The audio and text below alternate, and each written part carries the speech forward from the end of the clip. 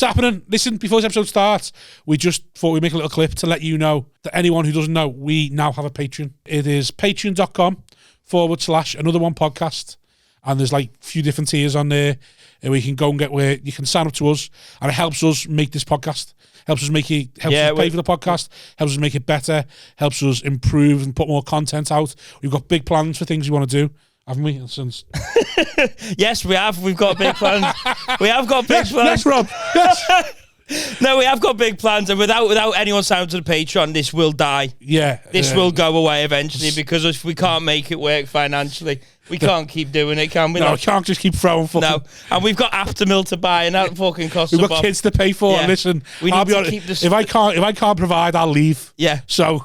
And we already know. You don't want to make an orphan. We already know how it's going, don't we? So we needed to be giving us something back. Yeah, please. Because we're bleeding here. My kids are begging. My kids begging. So sign up to the Patreon, patreon.com/another one podcast. That's it. There's 3 different tiers, loads of different prices. Pick one. Help sign us. Up. You won't even notice it going out your bank. It's a couple of quid. Less than a Tesco meal deal. Or, well, maybe more than a Tesco meal deal. You'd buy a starving man a meal deal, wouldn't you? Yeah, well, I'm starving. That's what we are. Look at me. Look at him. Do you think that? Do you think this? Help. Another one. It's happening. What's going on? Welcome to another one podcast. Yeah, he's done it. He's done it. He's jumped in. I'm here with Rob Thomas and Simon Wozniak, Dan Tiernan, because I did that. Clearly has to see green room. Yeah, he hasn't, has he? Oh, fucking! Did you jump in? Hack. What he done I introed Green Room Pod. Fucking hell, he reckons he's the big one, doesn't he? In the guerrilla movement, mate. I was trying to annoy I was just trying to annoy Rob. No, because I know about the power balance of the intro. And you've already been on the Green Room. He sees us, that's why, doesn't he? He sees us. I do. Oh, here we go. Here we go. Sees us. I see you, Clint. You started. We share him. Have a word featuring another one. This one. Hey, Dan, how are you, mate? You're all right. I'm good. Really looking forward to talking to you tonight. Yeah, It'd be nice. No, I know. Yeah, I was thinking about doing the intro thing, but I'd done my research. I'd seen it had been done before. Shit. So it's all right. We're all learning.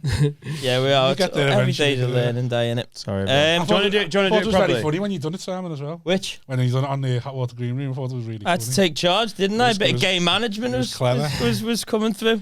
It was clever. So anyway, we're to the non-viewing listeners. We're here today with Have a Word co-host. Face of. Mr. Daniel Nightingale. Wow. You've got my full school register name. Yeah. What's wrong with Daniel Nightingale? There's nothing. It's my legal name. It's just unusual to hear it. Any middle names? I want to keep that on the wraps. James. Daniel James Nightingale. Yeah. DJ Nightingale in the house. I don't know why that is. DJ Nightingale in the house. Did you ever get called DJ when you were younger? Honestly, no. Oh. That would have been great. I got called Moomin, Slaphead. Slaphead when you were younger? But yeah, I've always had a massive forehead. Right.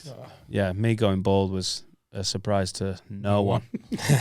But yeah, just to hear someone call me Daniel Nightingale. When did you go with the glasses? What about Daniel Tiernan? Well, we'll get to Tiernan in a minute. Oh, sorry.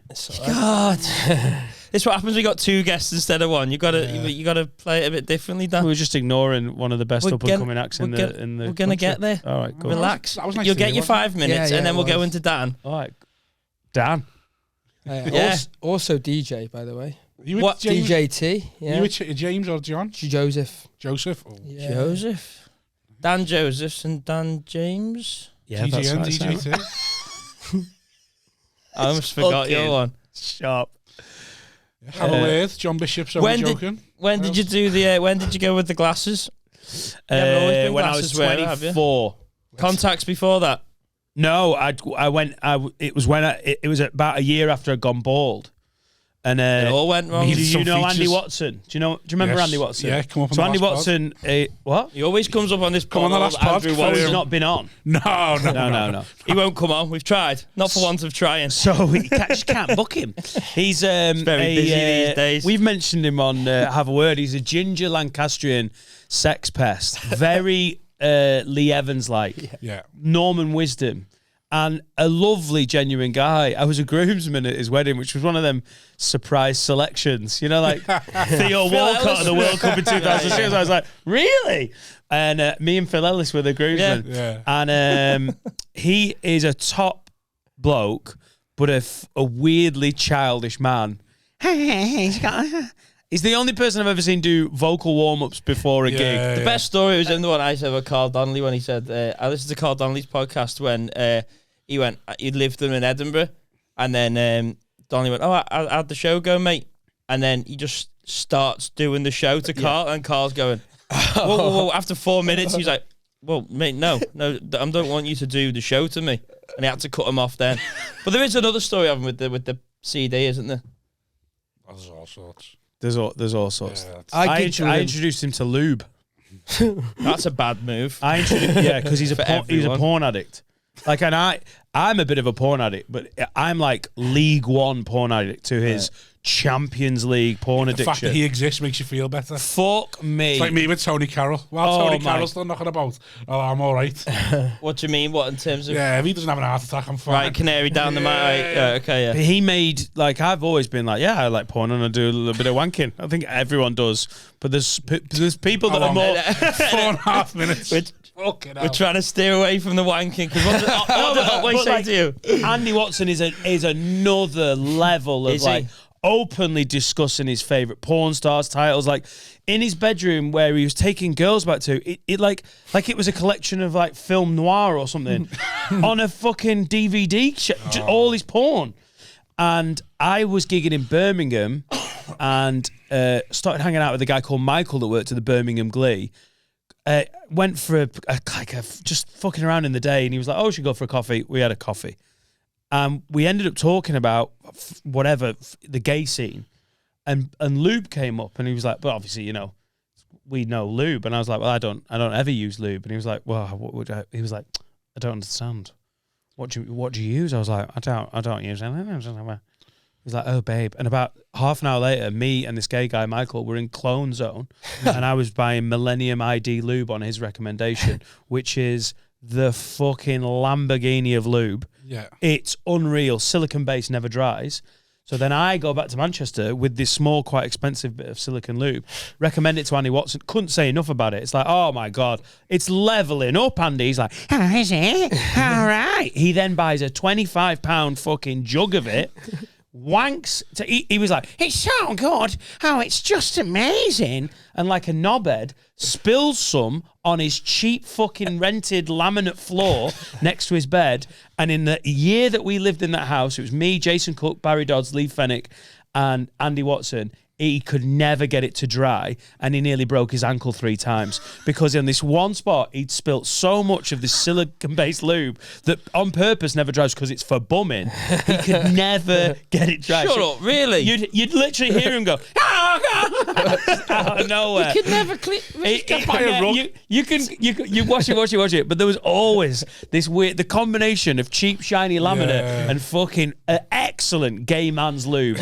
Anyway, Andy Watson worked at Specsavers, and I was really down about being bald. I didn't want to be. You didn't. I didn't want to be. Me and you were bald very differently. I didn't want to be that guy. And I had a conversation with him, and I was like, I wish I could wear glasses. And he was like, well, come to Specsavers. We will give you a prescription. He was like, you're 23, vanity 24. specs. So they were sort of vanity specs, but we went in, and I thought he meant just buy some glasses and wear them. He was like, no, we can test your eyes and give you a prescription. And as soon as I put them on, I was like, holy shit, that's better. And so you need the glass without knowing you need the glass. No, I could everything I could do without them. But it seems weird. But for me, I was like, I really wanted to wear glasses. And as soon as you wear them and you're like, it helps, you're like, oh, that's fine. And now, nearly 20 years later. Can't imagine life without them. No, but my prescription has got stronger and stronger and stronger. So now people put my glasses on and go, fucking hell. Like they really. What are you in your eyes? You what? I don't. What, the actual numbers? Yeah, like the minus thing. Because I'm blind as fuck. Oh, no, it's not. Yeah. Do you need glasses, do you? Yeah. Oh, yeah, I've seen you. I'm like -5. Oh, no, yeah. Oh, you're not that blind? Oh, nowhere near that blind. Oh, right, okay. But so since I'm 41 next month. I've been wearing them about 18 years. When did you decide to go? When did you make the commitment? with my hair. Yeah. It was getting pretty bad, and then a comedian slammed me on stage. Right. Will you name him? My forehead was literally like here during childhood, fucking way back. Yeah. And the receding hairline receding hairline was serious. Yeah, it looked like a Mohican, didn't it? It was terrible. And he on stage he was like, "Why don't you just admit you're going bald?" Who was it? A guy called Rodney Marks. This is fucking ages ago. Okay. We were open spots. I was just getting my first bit of paid work. Respect Rodney Marks. Yeah. And I swear to God, you know when you get slammed, Rob Thomas of his day, and you're meant to take it as a joke. Yeah. And the audience laugh as well, which confirms it. I was like, and I looked at my head in a different way. Yeah. And then me and a mate of mine had a flat together, and I was really insecure about it. And I turned the bathroom on in the flat, and I'd you know when you get out of the shower, I could see the outline of my scalp. I'd never looked for it. Yeah. I was like, it was gone that day. Yeah. I got clippers, and it was gone, and I've never had hair since. Yeah, it's hard day. And joining us, Dan Tiernan. With a lovely head of hair.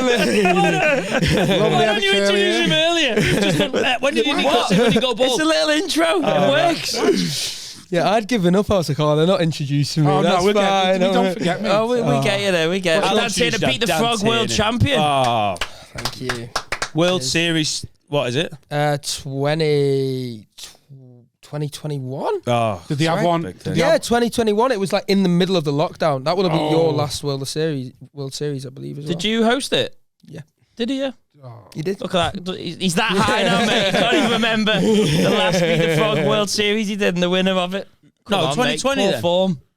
Was it 20? Yeah, 2020. Sorry. Yeah, Because 2022's not been yet. Did they have one in 21? Yeah, they did. That's what threw me. I was like, who won that one? Liam Farrelly.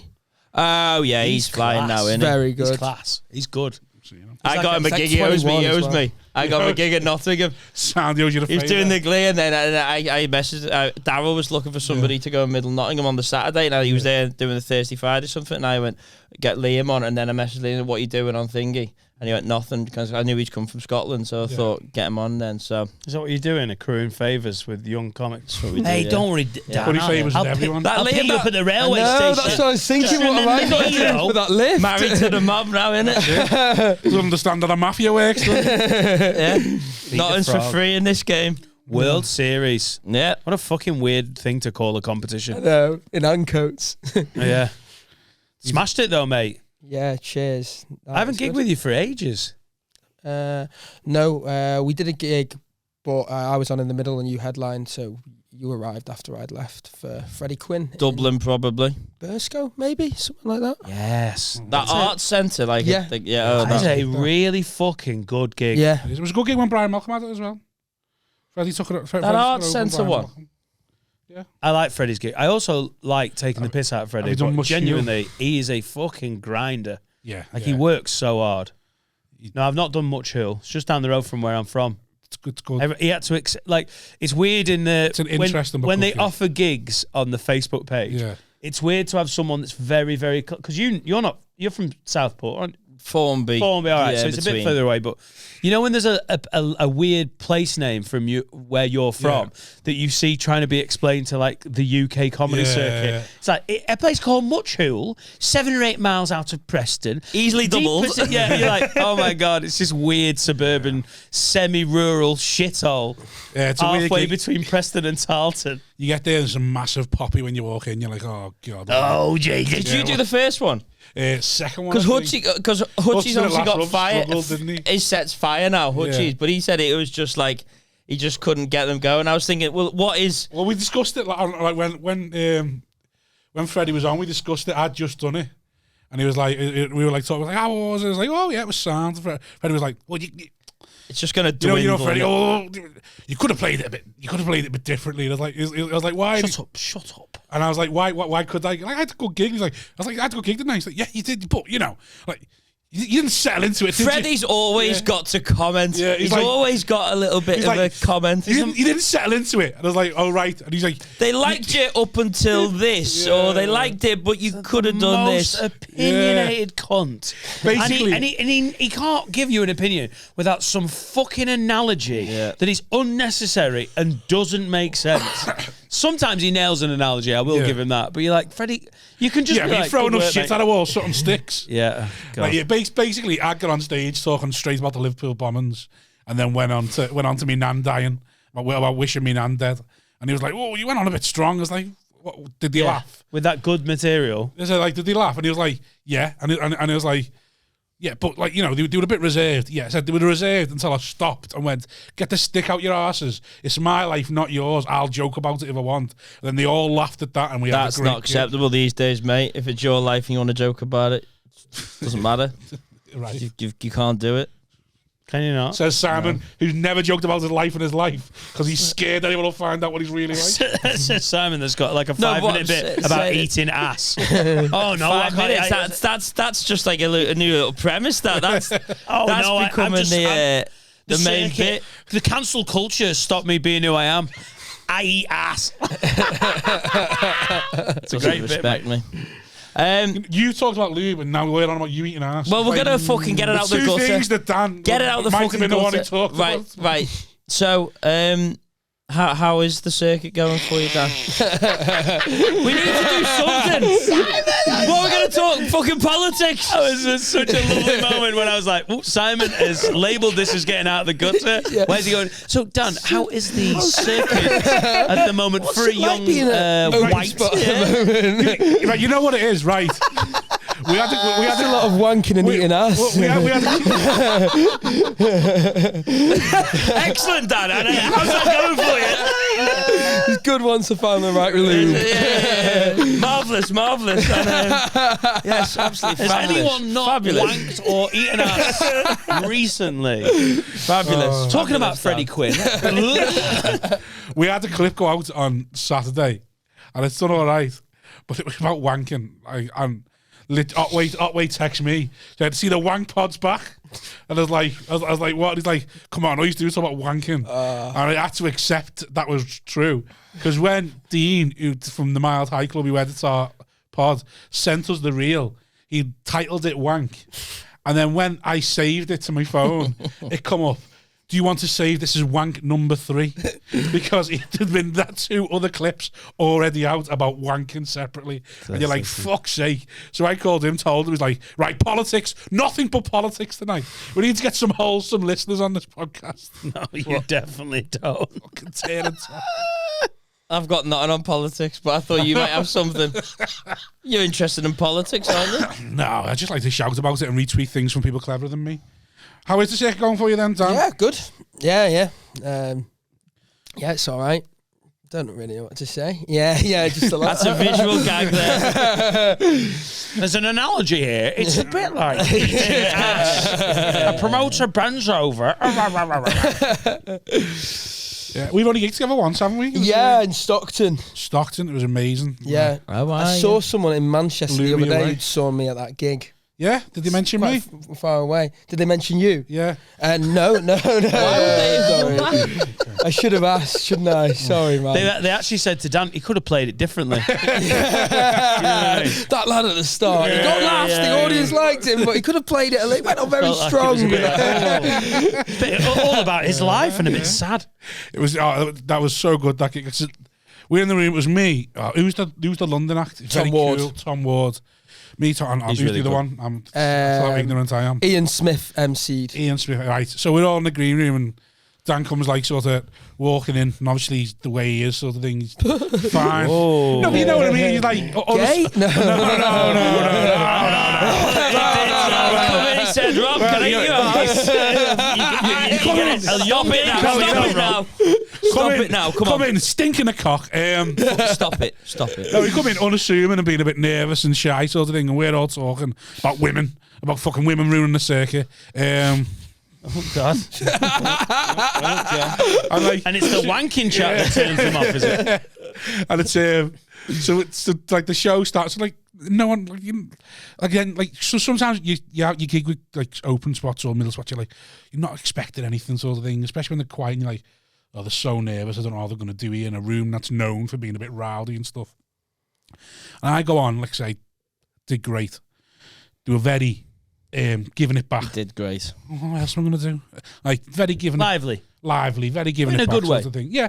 So like, I was like, come on, going, fucking hell, I hope Dan's all right. I hope Dan's gonna do.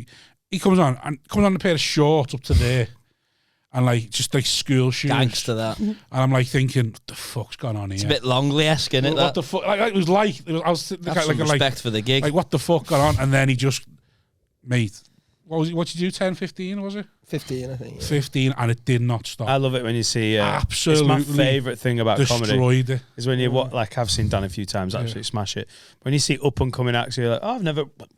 You're like, oh yeah, It was literally like. but also we bang, like seeing bang, the bang. mental breakdowns as well. Though. Yeah. Sure. Oh, Like yeah. I, watching an act that Oh, I'd loved it. absolutely Watching me. No, every now I and mean a then. new comic that under no circumstances should be on the bill or doing comedy.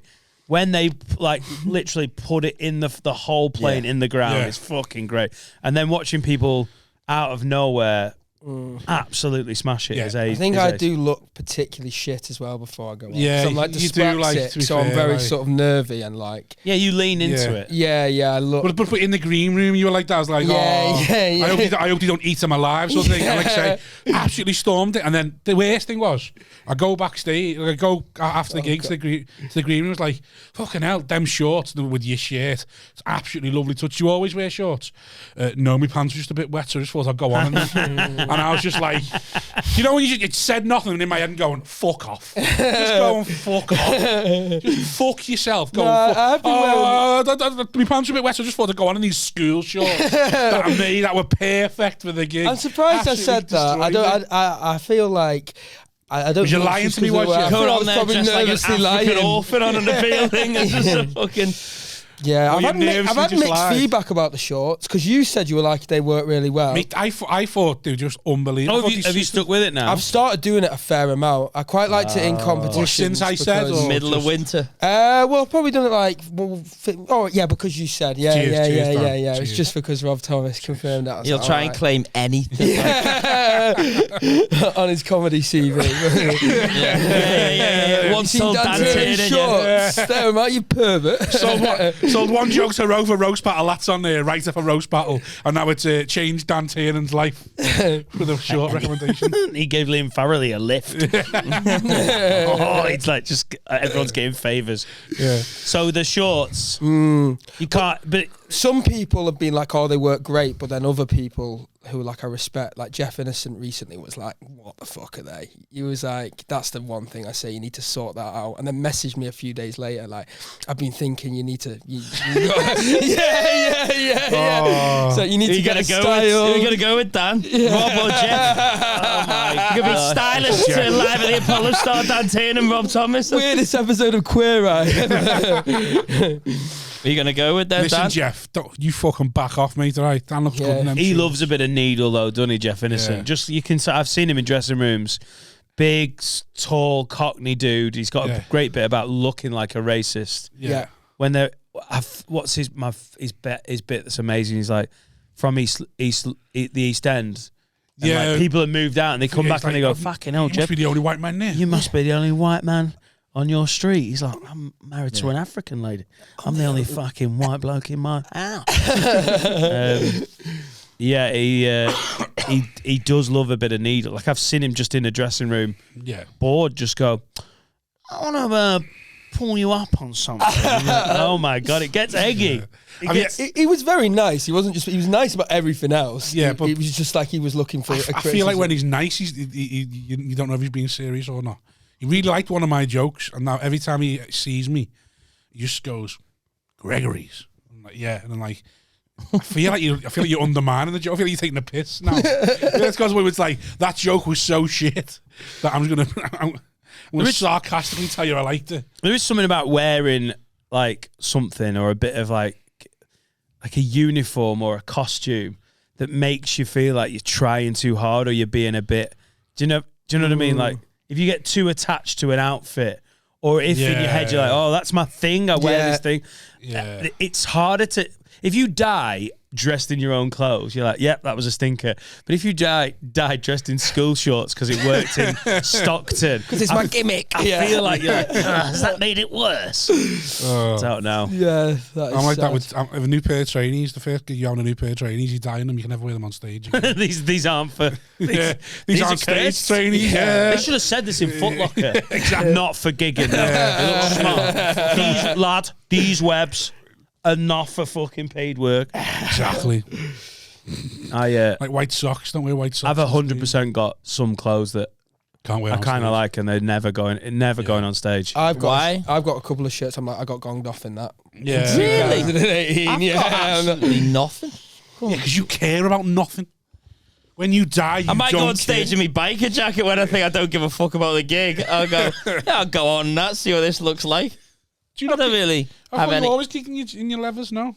No. Oh, was it just for the green? Wearing the levers? wearing the cafe one, I'll gig in that because that's understated. Right. But if I go turn up to the gig and think, nah, this doesn't matter, I'll put the big leather on and they'll be like, let's see what they think of this. But then I just think, oh, it looks a bit like. But I just like the jacket. And I told you I've got to really bash that jacket in, haven't I? It's going to take another 6 to 12 months to get that jacket Still in not circulation comfortable, on me. Too new. I've had it for about a year now, but if I was going to go on stage, you've really got to hammer that one home. Like that's you've got it. I'm all about. His theory on levers is you just got to wear them until you feel comfortable. No, So theory it's on like- any like item of clothing. you won't feel comfortable. You just got to wear it in. Theory on anything. So, like, if you've got, like, say, for example, wearing hats. If you start wearing hats, people go, he's wearing a cap. Like, but then you got to commit to it. And then after a while, People get bored. it becomes, they accept it. 100%. So that's what you got to do with that certain item of clothing. I'm going to have to change my style up here now. And then you got to go, it takes a while to force it in. But then people get accepting of it and go, that's just what he wears. You're always going to get that little bit of pushback with anything. That's a big jump in your style. And because to begin with as well, you get that, oh, new jacket. Yeah, you know what I mean? everyone Like, thinks, he thinks someone's trying a new look. And that's it. embarrassing, isn't it? But Yeah, but you just got to take that heat, absorb it, and go, I'm sticking with it now. And then you got to get through. Once you get through, you're onto it. 100%. First they laugh at you, then you win. That's the saying, innit? What's it? The first thing? They ignore you, then they laugh at you, and then you win. That gets easier when you get older, and you're like, oh, I honestly don't give a fuck what you think. When I was like starting out, if an older comic had gone, what the fuck is this you wearing? I'd be like, I don't know. I'd have been burning it in the corner of the green room because I was on fucking wobbly foundations. Now I'd be like, oh my god, do I not give a shit? You've not really got anything on ever that's like a. I'd never like said. What's your riskiest item of clothing? Cock ring, but it's so private, isn't it? Yeah. That's just for me. Yeah. It's not That's just risky, for- that really, is it? Yeah. See, I But don't. it feels risky. Is you it know, risky to put it on? It just feels I wear it naughty. for all pod recordings. See, I'm trying to think of an idea. You know, you used to talk about my mate wore a chastity belt to the pub once. For what reason? Fucking- What? my mate wore a chastity belt to the pub once. Oh, and didn't reference it. Just didn't tell any of us. Like Dave Longley on a podcast, Yeah. just turned up. Just like not one you could see. So you can buy them that are like jock straps, and like you like get locked and it's got a padlock on it. And he just had it on, to go to the pub, and it's got like little holes in so you can go for a piss. And is it like a turn on for him? Well, I think Is this the guy who's like used to go to get the guy who fucking guy who get his died, nipples died fucking. at a brass house. Right, and, like, come back there. Like, my mate just he just goes. For That's next year. definitely a turn on for him. Went to Amsterdam and pre-booked the brass because he wanted the high level stuff. Wanted to be electrocuted. Oh, so like wow. so yeah. But we just had to book in Yeah, at the torture room. Come on, out the gutter. Come on, out the gutter. Come on, out the gutter. rods on his nipples and through his bell end and electrocuted. Have you seen on cook porn where they've got the little dick cages? I don't like cook porn. Yeah, but that's what it is. It's like a little dick cage. Oh, I thought you meant it was like an old. It's like a jock strap sort of thing. Oh, like right. a dick cage. I've just seen the ones that are like a little for the little. They're always It's a really bad representation of white dudes. Yeah. It's always like the fat old white dude. I'm like, oh my god, in that porn scene, I'm that guy. But they're like a little That's why I dick don't watch cage. cook porn. Okay, right. So Because the husband items of always looks like clothing. me, Quite like not it. the person shagging his wife. Come on, Dad. Come on. And I take would us like to out of this. imagine I'm the person shagging his wife. Sorry, Dan. How is the? No, comedy I'm on about an item of clothing that I would put you. So anyway, you all chatting about the pub, and then one of us noticed it while he'd gone for a piss. I mean, like, what the fuck? And it's like the next thing you should like walk around the pub and it's like little chastity belt, like fuck it, you've seen it now. And he just had it on for a Sunday. Right. Like that was their little Lord's kink. Day. Is he weird? Yeah. Is he weird sexually? Oh, sexually he is. Yeah. What, See, the but he guy who wanted you to pre-booked know to get that- electrocuted? Yeah, of course. Sorry. Yeah. But he wanted you to know. He was like, you've seen it now. No, he wasn't going to tell us, and then one of us seen it because he went for a piss. Right. We could have gone to the cubicle, as we didn't want us to know. It's weird what Bit gets weird people that's a fired turn up. on going for a pint with the lads in I know. chastity. You know what I mean? Yeah. Why is that getting him? What was he? I wouldn't take in the backyard. Yeah, but have you ever like? What was he going to be doing without the belt? You know? Yeah, but have you ever like been sleeping with someone you shouldn't? And if you're ever around them, you're like, it's like, yeah, So sure. he's in the pub going, no one knows I've got a little chastity belt on now. Yeah. My missus is going to unlock when I get home. And all that. It's like, But you're still just in like the red line with. So it's like a Rob role Thomas, play like, sort of thing to him. Exactly when you realise It's like, oh my god, I go around my nana's house it's with tragic. a butt plug in. Like, Well, no like- one knows. You're like, good. It's like women who wear them love eggs and then the partner has the remote control sort of thing. I imagine it's a bit like that. Yeah, I love that. Just on the bus. Yeah. So I imagine it's a bit. It's that sort of no one knowing, and then everyone knew, and you should get just embarrassing. Sorry, Sam. Do you want to raise the? Yeah, if you can just tell me about an item of clothing that you think you would wear that you wouldn't. Is there a reason you've dried up? What's? Well, I just want to know what that would be, and then we can get back to the butt plugs in the arse and shit. There are certain shirts that I've bought or seen and gone, oh fuck, I'd wear that, and then for some reason. It's the same thing I mentioned before we started recording about Longley coming on in the Make America Great and the jacket. People don't mind it. People like Longley. He's good on the podcast and everything. But if it makes people go, what's he doing that for? Why is he wearing that? Is there a reason? Has it been mentioned? They're not listening to the funnies. It's distracting. Now, he thinks that's hilarious. He's a contrarian. He trades off that. He's like, Does Longley listen to this? He does listen to it. But it doesn't matter. He's my mate. I'm not slagging him off. He can listen to this. He can fucking do something about I just it. want to say that we can shout it out. Nice little thing. Scared of Longley? No. Scared of Longley. Sally scared of Longley. Just trying to start. You know what I'm trying to do with the Northwest podcast team? Go on. But I wouldn't want to wear certain things if I thought it's probably just in your head. Nothing But distracting. if you are thinking, oh, everyone's going, what's that shirt about? Or like, you know, like, yeah. not that you have to be all plain or anything, Yeah. but if you just keep it simple, I feel like people listen to you rather mine's than nothing make distracting, judgments. yeah. You know, like, I don't distract them from me. just what I have to say, the truth bomb. if you're Stephen Bailey and you are a effeminate campus fuck gay guy, Yeah. and you walk on like some weird accountant for a West End theatre in the 1950s with a little dicky bow, like it all fits, and you're Yeah. like, oh, that's Yeah. a bit outlandish, and it fits his character. I'm a fucking 40-year-old dad. Talk about my life, used to do pills. I don't need to wear an item of clothing that sort of clashes or makes people make judgments about. So I try and keep it neutral. Well, that's interesting. Did you ever get that with material? Like, 'cause obviously you're in a different stage now. Have you ever wrote material that you've gone, one, I'm too young for. I can't get away with saying this. I'm too young for, or I'm too old to still be joking about this. Because I used to have a bit about my dad. This is the bit that I sold to Roe on the roast battle. So if you watch that, you'll have seen it. I had a bit about joking, saying my dad was always very honest with me about the fact that I was basically an accident, a mistake, sort of thing. He was always very honest about me. And mine used to be, what he used to do is tie flowers to my bedstand. Every year on my birthday, tie flowers to his bedstand because that's where the accident happened. That was the joke. But I got to a point where I was like, I'm 30 odd. I can't still be joking about daddy issues. Like it's just a bit too much. Like I'm too gone to be joking about it, even though. So like, have you ever had it where like I definitely have had bits when I was 20 when I started. You couldn't do that at like 60, could you? Yeah. What's going My on? dad says I was like, get over it, man. Yeah. But yeah, but I don't know. It's hard to know if it's an age thing or if it's just becoming more experienced comic. Because obviously there's more stuff about wanking and shit like that when I was younger, and lube and lube. Yeah. No, I was calling back. But fuck it, let's just go deep into it. Well, let's just talk about it.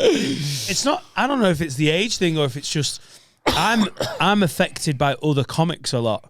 Like if I see enough comics do a joke about a certain thing, I really don't want to do so.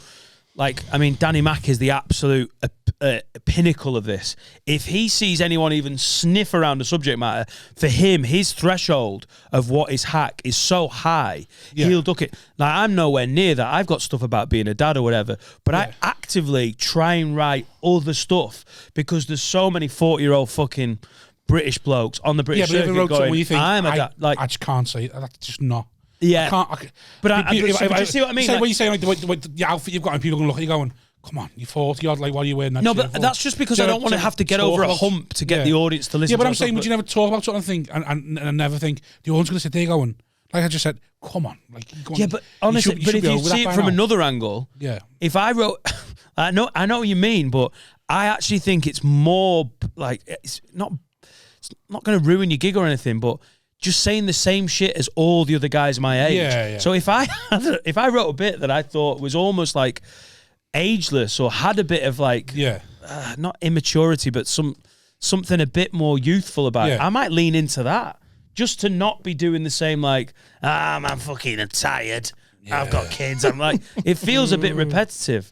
I think what you mean. I always think with stuff like that, so you matter like kids and wife and that, I think, well, if you're only talking about your life, then you can't be hack, sort of thing. Like, you can't be hack if you're only talking about your own experiences. Yeah, you can if it's the same. That's if you're talking about the general. If the funnies is the same as every other cunt. Well, that's it. If you're talking about the generalisation of it all, but if you're literally talking about the things that have happened in your house, like the original, like what's one at the moment from one of the big things. One of my new bits is about don't change your wallpaper on your phone too soon, because when I had the baby. I changed the wallpaper on my phone within minutes, got home and realised I got the house to myself. To go back to talking about wanking, went to go for a wank and the first thing I saw when I opened my phone was my brand new baby. Yeah, but and it's like, oh, mate, that's not derivative. There's no one's got that bit. Yeah. You've written an original bit. I'm talking about the guys who are like, no, I understand what you're talking about, but then I've got 3 kids. The problem is, you say, and I've got two beautiful kids, one ugly one. You're like, yeah, I totally get what you're saying there, because you're not talking about anything specific. Because what I'm saying, but someone like you said, someone like Danny Mack, who's like, I can't talk about kids. I'm not talking about kids. I'm not talking about kids full stop. No, I'm not saying he doesn't, but he's got a higher threshold. I'm not, in no way having a go. I'm saying like, just to reiterate, we're not having. We're not. Be arse and be phone just Longley, we're having a go. Just fuck Longley. Just a fucking hard. No, but what I'm saying is like some people, I think, can go too far. Go, well, I'm not talking about that because everyone talks. Like, we can still talk about that and be original. As long as you're honest with yourself and you know where your joke's coming from. If your joke's coming from an original place, you can talk about anything. When I was, how old are you? Like mid-20s? 25. Yeah. I started trying to write older because I started when I was 20. Yeah. So I would, because all the guys my age were doing the same shit about like drugs. No, not even drugs. Like, it'd be the same stuff about single. Like, my flatmates. I went like at uni and like I was on the tube and like this repetition was brutal. So I started trying to like write older almost. Yeah. So I had a bit about like hangovers hitting really. I was like fucking 27. You're like, I look back now and think like, I went I see that someone really young talking about like as if they're really old. It's I once saw a guy 24 like and like, oh, I'm having a quarter life crisis. Like, you're not. You're having a struggle to write things. I once saw a guy complain about being fat, and he actually said, "I'm a 34-inch waist." He's new, and he started. It might be the same guy. I followed him. I was like, he can fuck off. He's like, my missus is saying I'm fat and everything. I'm like, oh, I'm getting fat. My waist is 34 now. And everyone in the car was like. It was the same gigs I went on after. Like, that's 2 inches fuck off, and they all got a big laugh just because they all. Yeah, Rob's trying to claim cultural appropriation. I'm not fat enough, fuck guy. Off you cunt. Fucking hell, lad. You can still buy fucking jeans from Top Man. Get out of here. Yeah, but what you just said is right. If you write your life and it's authentic, it can't be hack. I get that. But there are some people who are just saying they're not writing about their life, version of someone else's shit. Because they're not writing about their life. What they're writing about is, oh, this will be funny. Yeah. Like, this will be fun. So, sorry, just to, like, what I was going to ask now. Yeah, you're saying about, I saw that loads. Like, I used to have, you know, you talk now on your set. Remember, you speak a lot about school, don't you? About being in school. Yeah, yeah. When do you think that'll age out? Like, are you worried about? That's young, isn't it? Talking about. Because I remember, because I've gone bit. with Ro. I've obviously gone through the years with Ro, and he talked about school loads. I used to think. But Alan Finnegan made me cry laughing talking about his school the other week. Yeah, but it's different when he's talking about school because he's talking about how the generations have changed. Ro and Dan talking about things that happened in school, and you're like, oh, wasn't it funny in school? And everyone used to call me Little Dick and stuff like that. And you're thinking at some point that's got to like, no, you know what I mean? Like at some point that I wonder when you got, because things just age out. Yeah. Like, do you ever think about it when you're when it stops being like it? When material stops getting as much response the more you do it anyway. Or when you get sick of it. Because I've had great bits that like people are like, oh, I'll do that bit, and you're like, nah, man, you like it, but you didn't see me do it 250 times in a year. Yeah. People are like, oh, it's not that old. You're like, it does some bits. I've got the cheese curfew bit. I still randomly drop in my set. It's 10 years old about being too old for drugs because I'm too old for cheese. Yeah. Can't eat cheese past a certain point in the evening. I've got a bit about that. That is honestly 10, 12 years old, that bit. It's as old as anything. I still do it. It doesn't feel old. I don't care. I can close gigs on my cheese bit. It can be the last joke. I still like it. There's other bits that last a year and I'm like, oh, I'm just sick of saying it. So I think, maybe it's about like if the crowd are laughing, but if you get to a point when you reference your school life and go, I'm bored of talking about it. Why am I talking about school? I feel that's you're going to go hard on the gay stuff then? Yeah, exactly. Talk about eating ass, innit? Yeah. Some acts can get, the skill is that they can deliver a 15-year-old bit like it's fresh, isn't it? Some acts can do that. It's not, you're being very kind though, because that's not a skill that you... I can't. He's getting there now. Ask him about his new material. Oh, what I did I changed the pause. I changed that. I held the pause. New material's about pauses seconds. and laughs. I'll get a little 6-second pause in here longer than I used to and sort of work it that way. I was speaking to you, wasn't I, at that gig? I've got a higher tone laugh I do now. I'll just sort of... Well, I just need to wait for something to come at me. I've struggled to write something. Yeah. Like, I just struggle to do that. I need the thought to just go. I thought you were being very, very generous there by saying, some people can perform the same joke for 15 years. That's not something you value that highly, is it? That's that. And if you do, that doesn't show in your comedy because you... Yeah, it's not something but I just think... I can't imagine doing the same 20. Super Bowl. Mate. Super Bowl yours. I need to get on to... I had to have an energy drink on the way over where I was driving at 10 to 7. I called that game, by the way. Oh, mate. I said, as soon as I went, the Rams defense is far too good here. It's over. I didn't look at the timings of your story last night, and I was sitting there going, "As that psychopath stayed up to watch the Super Bowl just to take the piss." I did until like the third quarter, and then went, I'm fucking knocking on the head. I knew the Rams had it in the bag anyway. Yeah. I knew the Rams had it in the bag. Even when the guy blew his ACL, I thought, still is. Because I tweeted that picture of like all the bevies, and he was like, "Oh, fucking didn't get invited, did I?" Not even one not even a tokenistic invite, and he's got FOMO. He has FOMO, and he didn't even give me a token invite to the. You don't like NFL? Yeah. Did you not see the story, mate? I was fucking glued to it. I was gripped. I was Googling grassroots NFL by the second quarter. Sorry, I interrupted you, Sam. I hate it. What was I saying? When people do that, I got excited and went, no! It's okay, it's fine. We're allowed. You're allowed on this podcast. What? About your new stuff and the pauses. It wasn't that. I was going to say Dan was trying to pay you a compliment about, like, it doesn't show that you respect. No, it's people like fucking brilliant stand-up. And it also that really healthy dose, which I've always been too much of a fucking whore with the crowd. I want everyone to like me, and then a lot of the times I diluted my own impact by being just trying to be too much of a crowd pleaser. Like you've always had the balls to be like, I don't know. I don't think you are as worried about losing a crowd. That's what happens when you spend 18 months dying on your ass, Dan. That's right. It's fucking great to watch, man. There's not many more exciting acts on the circuit, is there? No, there isn't. Wozniak in a mood. Yeah, Wozniak when he. You didn't. That compliment did not sit well in this studio, did it? No. There's something about this podcast like, oh well, let's not be. Tim, he gets a little. He doesn't like it, does he? He gets a little bit. Then I was sort of just, whoa, gives them the shiver. Unwarranted, if you ask me, that's all. Bit deluded. So, Super Bowl, that's wholesome. You had a good party, didn't you? You had a great time. Yeah, but I wore a chastity belt. Yeah. And no one knew that was exciting. No, actually, I was like, "Ro, get on that, lad." Sensei. So yeah, it was good. It was good. Time did you get in? Well, I went boozing in Leicester after the comedy festival on Saturday. Now, my social life is coming back. We had a baby last year. Yeah. My son Jack is coming on 11 months old and has just stopped being a knobhead, which is really good. Last month and a half, 2 months, I'm like, oh, there you go. This is getting easier. Sleeping, Laura's doing well. We're all a bit more.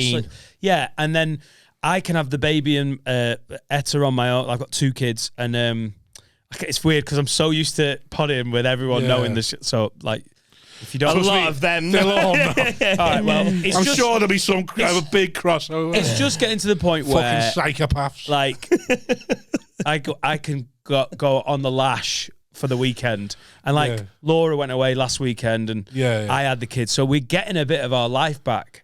And I went fucking boozing, stayed over, got a hotel in Leicester after the comedy festival. She did 3 shows. My sister-in-law, Laura's sister, was like, I'll come down, because you got to pass her house in Nottingham to basically get to Leicester. So she came along. Ishan was drinking the weirdest, you know, when I don't know if you've ever done this, where you've had a night out and you sat there and everyone's getting on famously, and then you're like, this is the weirdest fucking combo of people from my life. It's like someone from the comedy circuit who I don't even know. I've only been good mates with him for a year. Yeah. He's half Bengali, half Pakistani. Yeah. He's an absolute booze hound. I fucking love him in Ishan. And then my sister-in-law, who I don't think we've ever had a night out without my wife ever. Right, yeah. And then the combo, when they were like doing shots together, I was like, this is fucking great. It's like a weird like FA Cup draw of people from your life. Like, anyway, stayed over. I was hungover. And there's so many reasons. Like, I love my wife. You've just got to pick someone to spend your life with that isn't a twat. It's so high up on the priorities. Got back, and instead of being like, oh, here he is, playing hungover, she went, do you need to get your head down? I was like, I've just driven back from Leicester. I was like, oh, yes, I do. So I went and had a little hangover wank and had a nap. It was fucking great. And I was worried. Without that, I don't think I'd have been able to do the Super Bowl last night. Right. Around tea time. You know, and you're like, you know, so when you're a bit had a nap and then went showered straight back out to get on it. I had the kids on my own from up until about 9 o'clock. But there was a point when I got my daughter down to bed where everything about my hungover body was like, Dan, just go to bed, and I had to open a Moretti. It was really like sniff it. No, I like that. I like that hungover beer. I love it. I love it. So I could have just curled up, but like night. If I'd have read my daughter a story, we'd have been like fucking conked out next to each other before the last page. So I had to be like, go bed. Which Daddy's got to get on it. So I went looking for the Cafe Patron. I forgot. Looking for the Patron. Daddy needs to get on the kit. Night, sweetheart. I was literally I was going to have a fucking shot of coffee tequila. Yeah. We drank it all at Christmas. I forgot. Extinct, didn't it now? Yeah, we've still got a couple of bottles. I have a weird thing. So got to. They got sorted out by the Patron boys. Not any old bottle of whiskey you can find. This podcast is sponsored by Cafe Patron. Use code word. It doesn't work. So we got to West Kirby on the Wirral, and a big Hickories. Got tickets. Great. It was fucking great. And Thomas Green and me, Rose, pretty into it. Brendan Reese is a Bengals fan. Sort of into, isn't he? No, he loves the sport, but he knows enough. Yeah, he knows enough to watch it with him. But he's like into. Take it this way: he had my Holmes top on last night, and I'm fuming about it. Right. You know when you saw the stories, he sat down and he went, "Rob will be fuming about this." Yeah, I am. Saw the stories, and I was like, "You fucking rat! You're just a rat. Can't have nothing, can I?" So I was a bit disappointed with. Usually, when you get drunk with NFL geeks, there's a lot of like, "Oh, you support them." Yeah. Oh. I don't know if it was just West Kirby, but there was none of that. There was just everyone stayed to their tables, but it was great hanging out. It was good boozing. The fucking food at Hickory's, they were like, oh, it's a reduced menu. You know, when you hear reduced menu, you're like, oh, this is going to be just shit burgers and stuff. Hickory's Steakhouse is so good. Their reduced menu burger was as good as any burger I've ever eaten. We were in there till 3. I had a few shots, not even to be drunk. I just needed to sort of, like I needed my body to be like, whoa, what was that? Just to keep myself awake. It does work. Oh yeah, I had a Jaeger bomb and 2 tequilas just to sort of like. We don't get hungover on tequila, do you?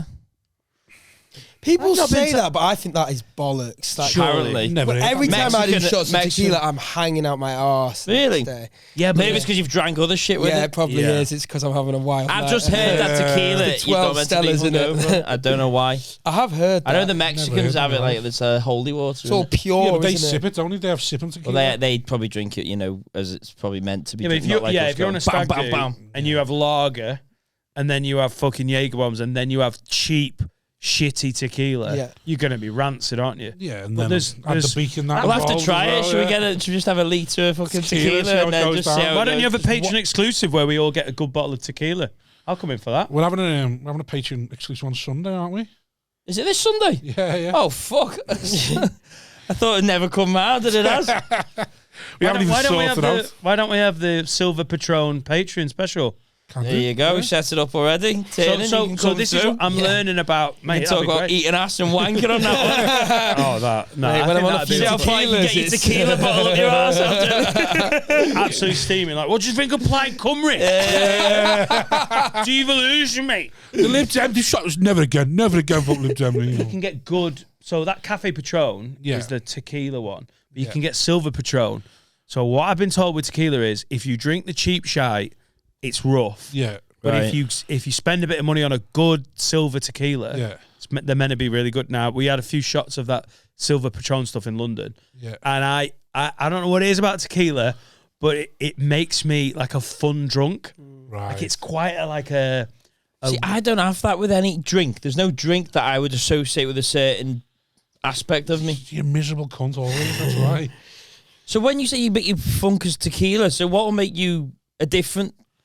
Do you get fighty on whiskey? I've never drunk whiskey, but you're meant to be a bit belligerent on whiskey. I aren't get you? I've fighty never on drunk whiskey. it. Not physically fighty. I just like, oh, go on, let's Bit call of rough someone and a cunt. tumble. I get call someone a horny cunt. on sherry. Oh yeah, the amount of times I've tried. What, the to drink or the That- anti? Hey, I was just gonna do that. I was gonna do my Auntie Linda bit. Oh, God. Let's do it again. We'll cut it out. Yeah. I get horny on sherry. Imagine Christmas is. Oh, you don't edit. All right, cool. Nah. Just raw here, mate. Yeah. No gimmicks. So you get horny on sherry? No, I was joking. I was just trying to be funny. What other bit? I don't know. Like lager's your standard fare, innit? Yeah. Lager's just. You see, for me, lager is a thing that I used to you cry drink. on. I cry on wine. You drink lager because I used to, when I was like, I'm all right on it now, but when you used to go out drinking and the wine was always the cheapest, you could get like Just after 3 the bottles. baby. Just after the baby. Honestly, when I was 16, it was like 3 bottles for £9, and you'd be like in like Yates's or something. Jack's. So you go and get that. Jack's was cider. You go and get that, and then it was like White Rabbit or whatever they call it. And then literally, I remember this happened 3 Thursdays on the bounce on a student night. I had 3 bottles of rosé, and all 3 Thursdays I went out in the car park for a cry. Just went out in the car park and a York cheese and Crosby. Just like a little fucking little cry, mate. It's a juxtaposition, isn't it? Yeah. Yeah. Do you not? Does this not none of that ring true? Because a gin hangover is a very introspective, I can't drink emotional. gin. Gin hangover. makes me Don't like cry. gin. I came out as gay when I had too much gin one night. What, because of the gin? Yeah. definitely gay. Yeah, maybe it's just Are a you really gay or like- just stubborn? Like, I had a gin, come out as gay, and I'm not going back. Fuck, I I'm told not everyone I going was back gay now. last night. I'm gonna have to own it. So when you came out, how old were you when you came out? First person I told, I would have been 17. Yeah. But I didn't come out properly until I think I did a bit of stand up about it, and then I was like, I'm gonna have to tell my fucking dad now. You know what I mean? Because So you were 17, so did you just come out to But then I just told like a few close mates. Right, and, okay. like, And gin yeah. was involved. Just got a bomb. Yeah, yeah. No dad wants that, do they? 2 fucking gin and tonics. What put a out gay on the table, son. like, No dad wants that. the Lib Dems. Dan's going home and entering the house of gin now. Jack, no! I will not have gin in this house. what? So you got drunk on gin and came out? Yeah. To your mates, or was that when you come on to your dad? No, I came out to my mate. Yeah. And what? So do you have to have a little live and to come on to your dad as well, or? fuck knows? I can't. Nah, at that point, If you don't want to just talk a bit about it, like, that's no, I'm fine. Yeah, I think he's not. But. no, he wouldn't. He doesn't talk about it. Yeah. No, I feel my dad was one of the last people I told, but not because he'd be bothered. I just fuck it. It's a pain. Can't That's be a arsed. long conversation, innit? Yeah. Do you know what I mean? It's just like he's going to be fine with it. So I was like, right. You just can't be arsed. So what did having your a mum say? conversation. Did you ask her about when you said to your mum? She went, "Oh, what? How did she say?" She it? And then what did cried. Yeah. in terms of like being like she wasn't upset about it or anything. It was just felt like, why couldn't you tell us earlier or something? Yeah, I'm Right. hoping. I think she was crying because she felt bad. It wasn't like, no. Yeah. She's drinking Rosa. Yeah. Just go to the garden, have a little Rosé cry. and Sorry. gin. Yeah, but when I told my dad, he goes, and he's such a knobhead, but I told him, and he Another goes, daddy issue on he the. goes, right, yeah. Well, I can talk You about love this to now see it. because You I'm love to 25. see it. You know the way you got to run a theme of dead mums on your podcast? We have a run a theme of daddy issues on this one. Yeah. But yeah, so I told him, he goes, he's being quite emotional and stuff. He goes, you can stay here if you want, but you better not try and bump me. That's that a what joke my he's made? father said to me on the day he found out I'd been in the closet Oh, Jesus. Oh, that does not reflect well on your dad, does it? No, it doesn't. Yeah, but now. was it a joke or was he being serious? Yeah, no, he wasn't. serious He wasn't. I'll be honest. I know my dad's narcissism. He might have meant that. Like, if my dad said that, he might have been thinking, well, I'm a fucking looker. Why wouldn't you stand from? Yeah, these gays aren't fussing up on their own dad. Those old these cunts, I know. Holy shit. Was everyone surprised? Were you properly in the closet? It was a secret no one knew. Big secret. My brother-in-law's gay, and when he asked for Barbies for his 4th birthday party, and It's a little. for his present. No. So he had no idea he was gay, but he you're not gonna was know, so yeah. obviously gay. He was Yeah. like practicing being a hairdresser, like as a small child, campus Christmas, and he came out at like 13, 14, sat everyone down, and was like, "Guys, I've got something to tell you." Whole family were like, he went, "I'm gay," and they went, "We know, love." And he was like, he felt dead deflated because he wanted some Wants sort this of moment, like, yeah, he wanted yeah, like a moment of like, I'm out there. And Yeah. we've known for all of your life, like. Yeah, but you wouldn't necessarily like. For me, I don't- you're not like a flamboyant and everything. No, like Jonathan exactly. Mayer, you'd be like, oh, Yeah. like, It is a big reveal on your set when you say you're gay. Cause no Yeah. one's like Larry Well, Dean. for Larry ye- Dean's a bit the same. Like you would be like Larry Dean. Yeah. You'd look at him and then yeah, until but he if announces you're in the it, you'd be like, green room with Larry Dean, you sort of, I don't know, maybe it's because you know he's gay, you're aware of it.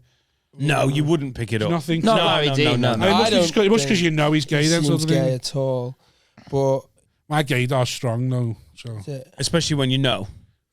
yeah. Like, when I know, Once I actually know they're gay. I'm fucking Yeah. straight on it, mate. Yeah, but it's a weird thing, isn't it? Because if you're really camp as a kid, like often people know that someone's gay before they know. You know, a lot of kids are really camp. But it means it's easy because you don't have to do the whole coming out thing. But at the same time, you get like relentlessly bullied. Do you know what I mean? Yeah, For, like, yeah. high school Yeah. and stuff.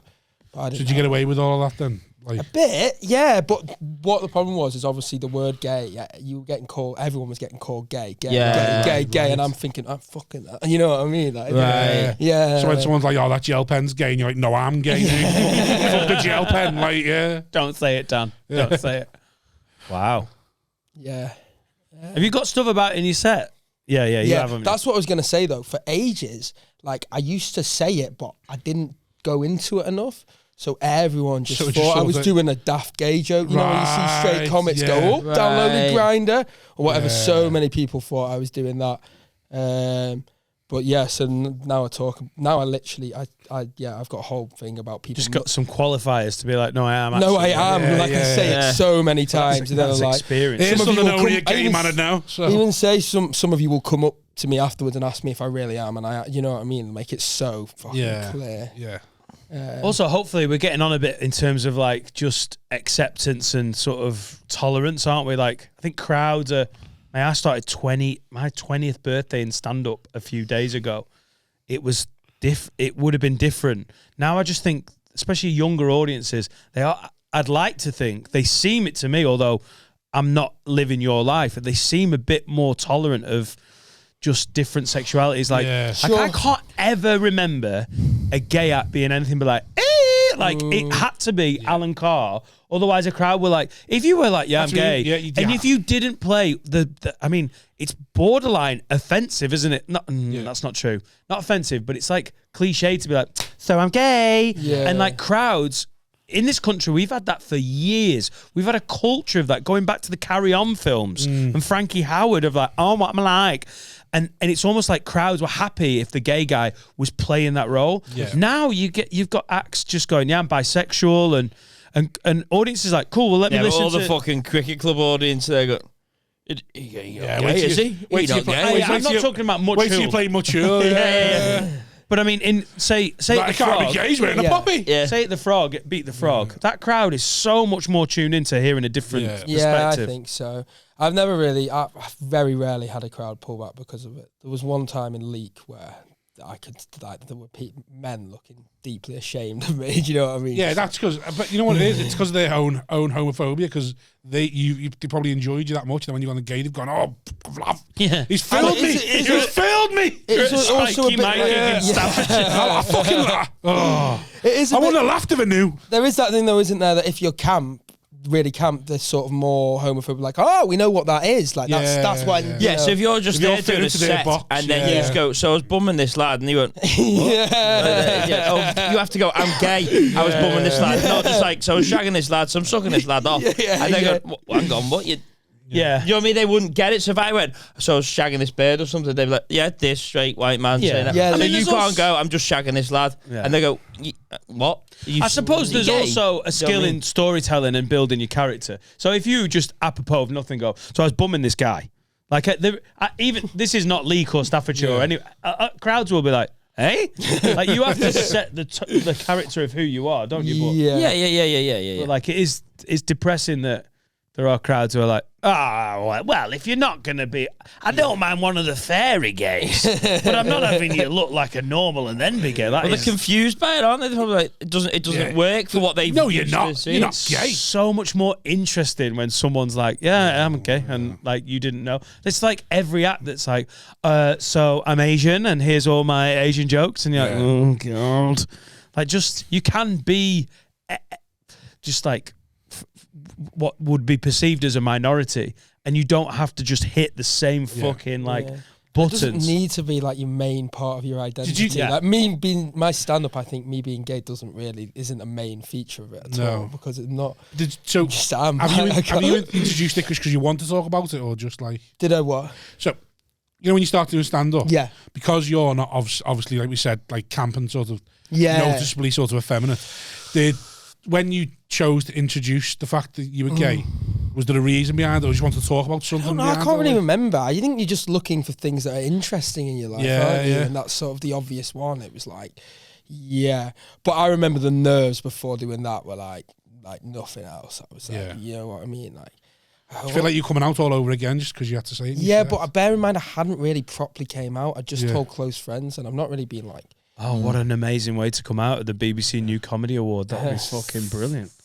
This has been great. No, I was going to say... What? I don't know if he'd been on the BBC New Comedy everything Award. Very literally. He might have done it. Sherry makes you horny. He might have done it. What about you, Nancy? I mean, it's not completely unfathomable I would have done it, is it? But it'd be fucking brilliant. First TV appearance. Not that he'd come out on the BBC. I meant that he'd just done the show. Dad, I'm gay. And no, I don't want to bum you. That would have been a great opener, Joe. Yeah. So how was your NFL party? Yeah, fine. A bit different from Dan's. It was talking about gay. It was very homoerotic. Was it?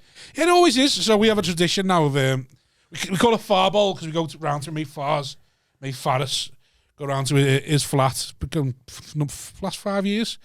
And the first time we ever went round there, randomly, we were watching a halftime show and someone just shouted out, right, tops off. Tops off for the half-time. That's always what we've done.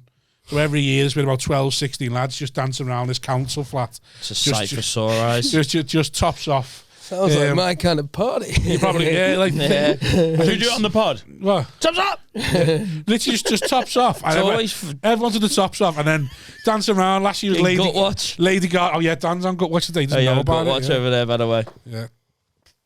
It's harder than it looks. I said that on Twitter. Everyone's going, I thought it was. I was like, it's fucking hard trying to be on Gut Watch. Pulls you up on it now. I can't win. He wants to be fat shamed. I fat shame him, and then I get called a bully. I don't do it, and then he thinks I'm a cunt because I can't fucking win. And it is hard trying to be on Gut Watch and concentrate at the same time. I'm there trying to read the things on my own during the Patreon, and then you're there sitting there, fucking hands behind your head, giving me. You're not making it easy for me.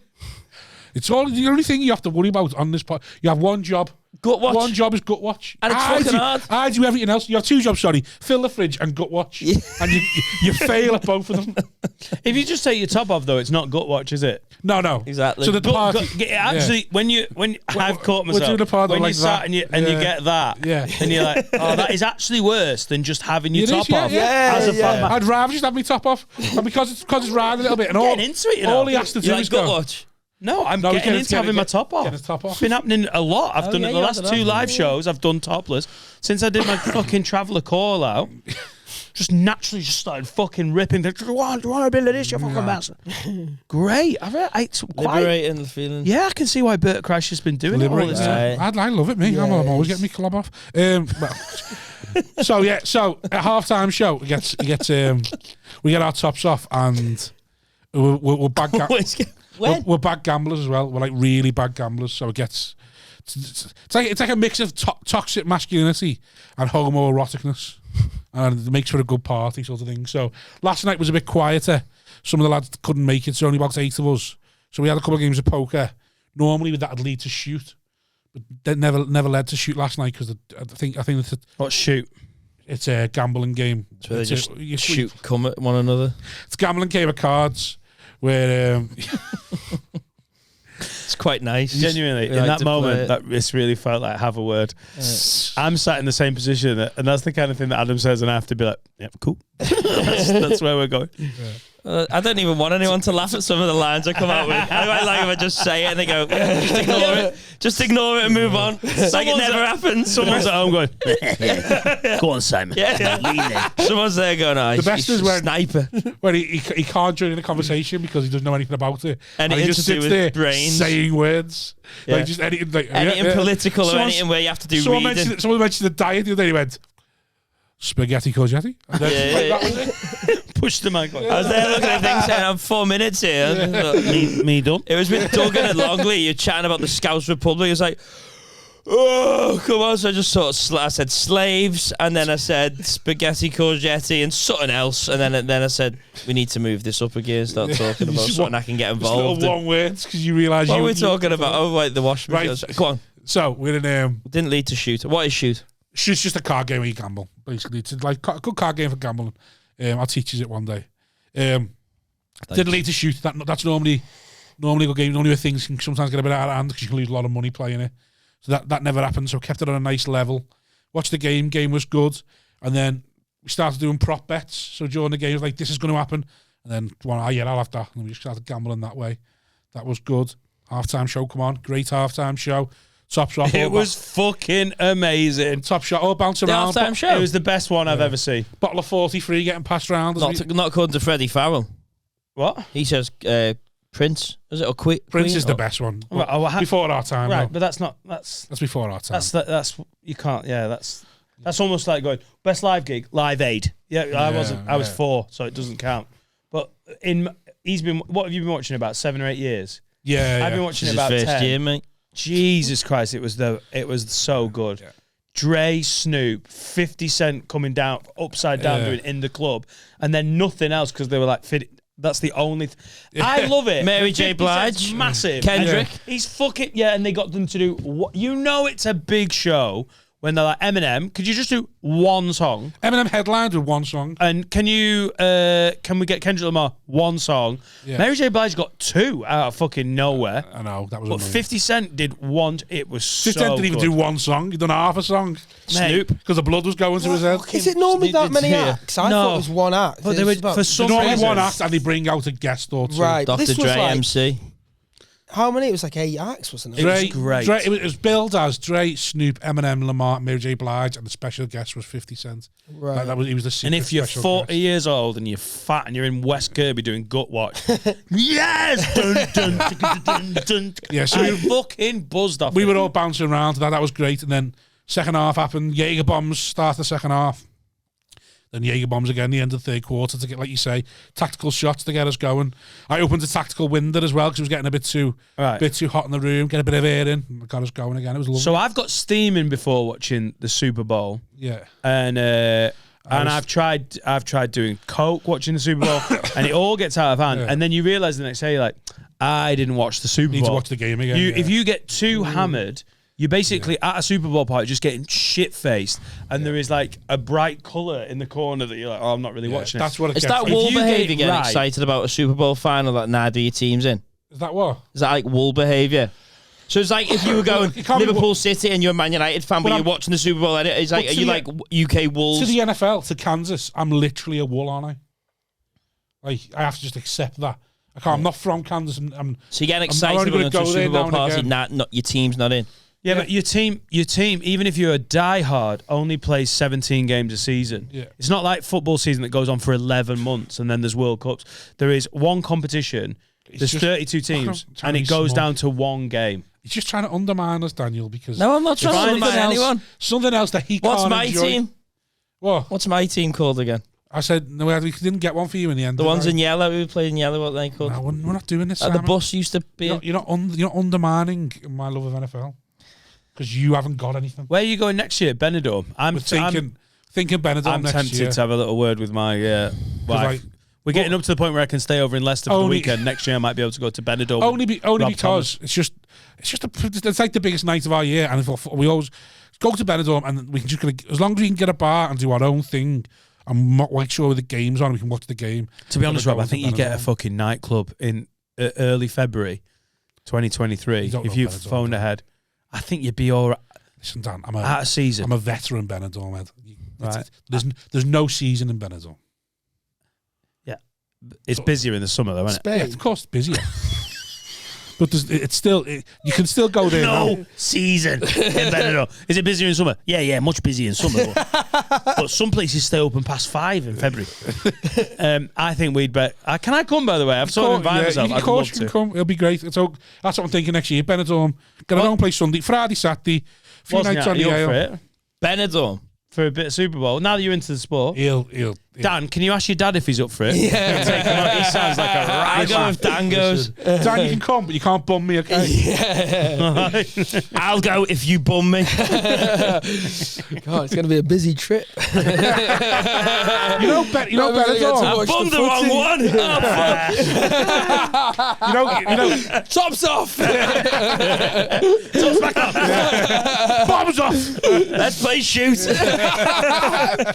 You know, Benidorm, like surprisingly, has got a massive gay scene. Really? Yeah, it's boss. That's surprising. Yeah, but what's the average age? Isn't it old? Gay men like. Benidorm has got a brilliant gay scene. It's weird as fuck. As I say many I times, associate it being like quite right-wing Benidorm, British Benidorm, right-wing it's gays. not. Yeah, right. It's not. Benidorm is Disney. It's Disneyland for adults. It's not. It is. Disneyland for There's adults. something there for everyone. There's something. Your nan's got a place to go. Your gay brother's got a place to go. You've got a place to go. Your mum and dad have got. It's It's honestly. all the same place. No, it's not. It's unbelievable.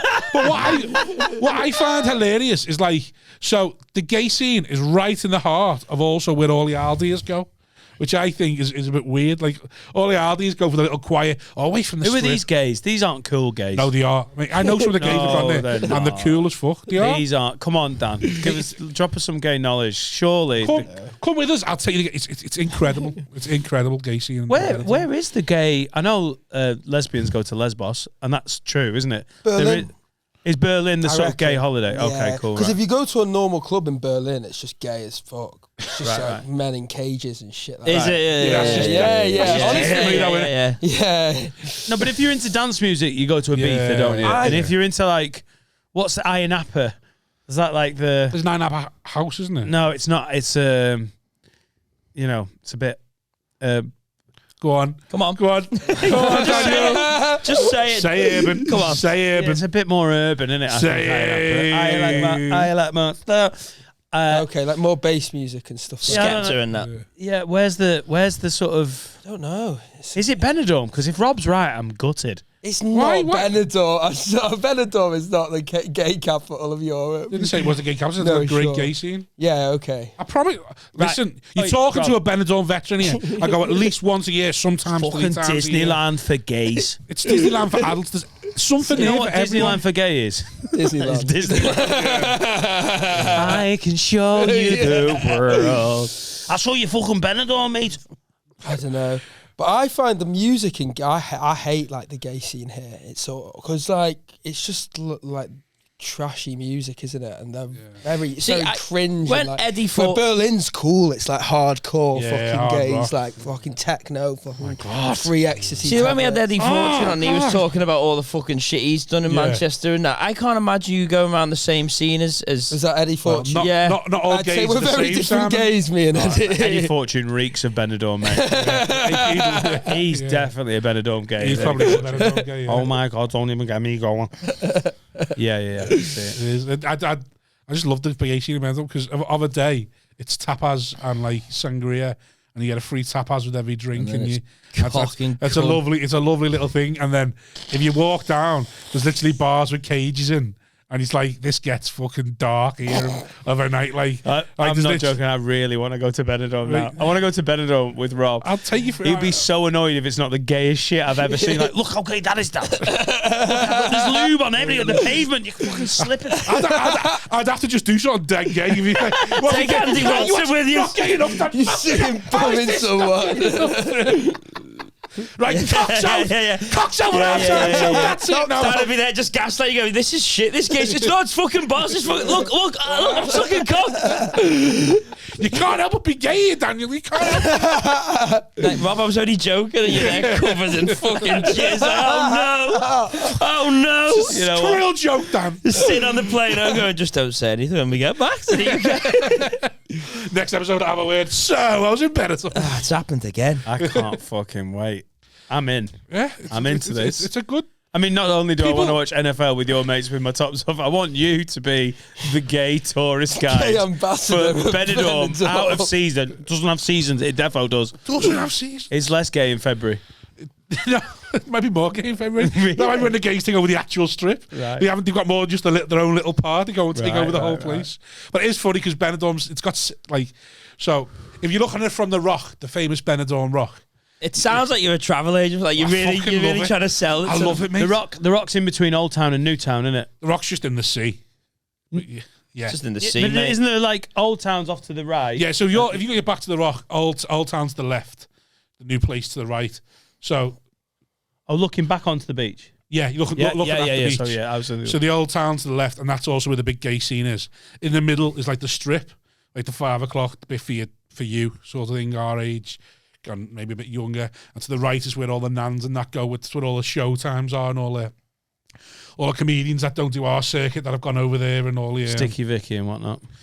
Yeah, well, Sticky Vicky's more on the strip sort of thing. It's more, right. It's more like people doing like tribute acts and stuff like that. Oh, so you got all loads of bars doing tributes and stuff like Oh, I'd love to see a mainstream comic. I'd love to go. Yeah. Well, we went to watch a comic once just because mate, come on.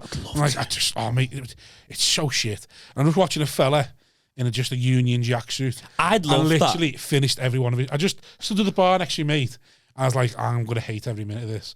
And we were there, and I literally just I said the punchline, every one of his jokes. Every single one was like, bang, bang, bang. And I hadn't even heard them before. It was just so... It was just, what was he wearing, a Union Jack? Union Jack suit.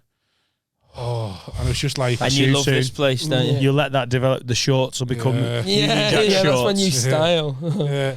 And it's like, and it was just like, where are you from? Where are you from, Scousers? Oh, you thieving bastard. Where are you from? Because shit all. You gay, are you? Yeah, you bummed it. And like, just all that. He's there like, what is Shit this? town bingo. What is this? Like, but they love it. They love it over there. So are they comics that just live in Benidorm and there's like a little circuit there? Just live in It's Benidorm. my dream now, Dan. It's not even a circuit anymore. It's literally, well, it developed to just one club. And one club just done. It's like 8 hours of comedy. So the same comic will be on 3 times a night. Like you might have 7 o'clock, 11 o'clock, like New York, and like 2, where it's like rolling like bills. 2 at night, just like rolling the same bill. You know, like over and over. Whenever that. But it's not a bill. Everyone does an hour. It's none of that 20 minutes. Shit. There's part of me who was like, oh, I'd love to go and watch that, like ironically, Yeah. and then I'm not good at detaching from the fucking humanity of it. Yeah, So I that's get what in I'm there like, and I want to laugh at them, not with them, sort of thing. Right, yeah. And then I get in there and I just feel like a twat and I feel bad. Yeah. I've in the past when we've been like, oh, there's a mainstream act on, I'm like, and I'm like, oh god, because you're being a cunt, even though they're from a different world, and like our scene completely looks down our nose at their scene, and I think rightly so. Well, I'm a bit of a Yadar, aren't I? So I'll probably go in there and just really let loose and just really embrace it and go, you know what, for one night, you'd love it. I'm going to be that guy, and I'm just going to be the guy that's going to be just dreadful. And come out and go, that was filthy, and just leave. And like, I've never done it. I just sit there with a hat on and just start enjoying this open that bit of my mind, and we go, I'm going to be this guy for tonight. So we were slagging off the Peter Kay tribute acts on Have a Word, and I was hammering them and going, mate, how bad is your career that you are just ripping off, doing like photocopies of someone at like a... I don't understand that. Shouldn't be allowed. And then one of them got in touch and went, I'm one of them acts that makes you cringe. I'm a Peter Kay tribute act. I'd love you to come to see a gig, because I said I'd love to go and see one. I want to see it up close. And he was like, "This is when I'm doing round," because he knew I was in Chester. Whole Comedy Lounge. He was like, I'm in Warrington this night. I'm in like, and I was like, cool, I will. And no, he's a fellow performer. I get it, but I stand by what I say. I think it's mental. And then in reality, I couldn't bring myself to go. I just because. I don't want to be that cunt. That I don't want to be horrible, but everything in me would want to be horrible. So I just taking myself out of the situation. Like them like tribute acts. I think if they've not done comedy before, I can sort of get it. If they've failed comedians and then gone and done that, I can't get it. But if they've not done comedy before, I sort of get it, because I think the adrenaline rush and stuff we get from a laugh, like, do they get that? And like. They don't realise that it's fake. That they don't realise they're getting a fake version of it, because it's not. They've never had the version of it being themselves, so they're just getting it. So are they getting that same sort of adrenaline and drug and not realising, actually, if you get this off your own back, just wait. You see, it's like someone who's never took smack, like enjoys other drugs, and then like, well, have a bit of this, and you're like, oh, kid, hell, yeah. Like, can they do it though? Have they got it in them? Because it's all very well being able to do timing and deliver it, but can you write anything? I don't know. But they write their own material, don't they? No. They just do. They do Peter Kay's material as Peter Kay. And he doesn't have to okay that or anything. Wear the purple shirt and everything. No. Even though he's advertising, I'm going to be doing your shit. Well, it's you two.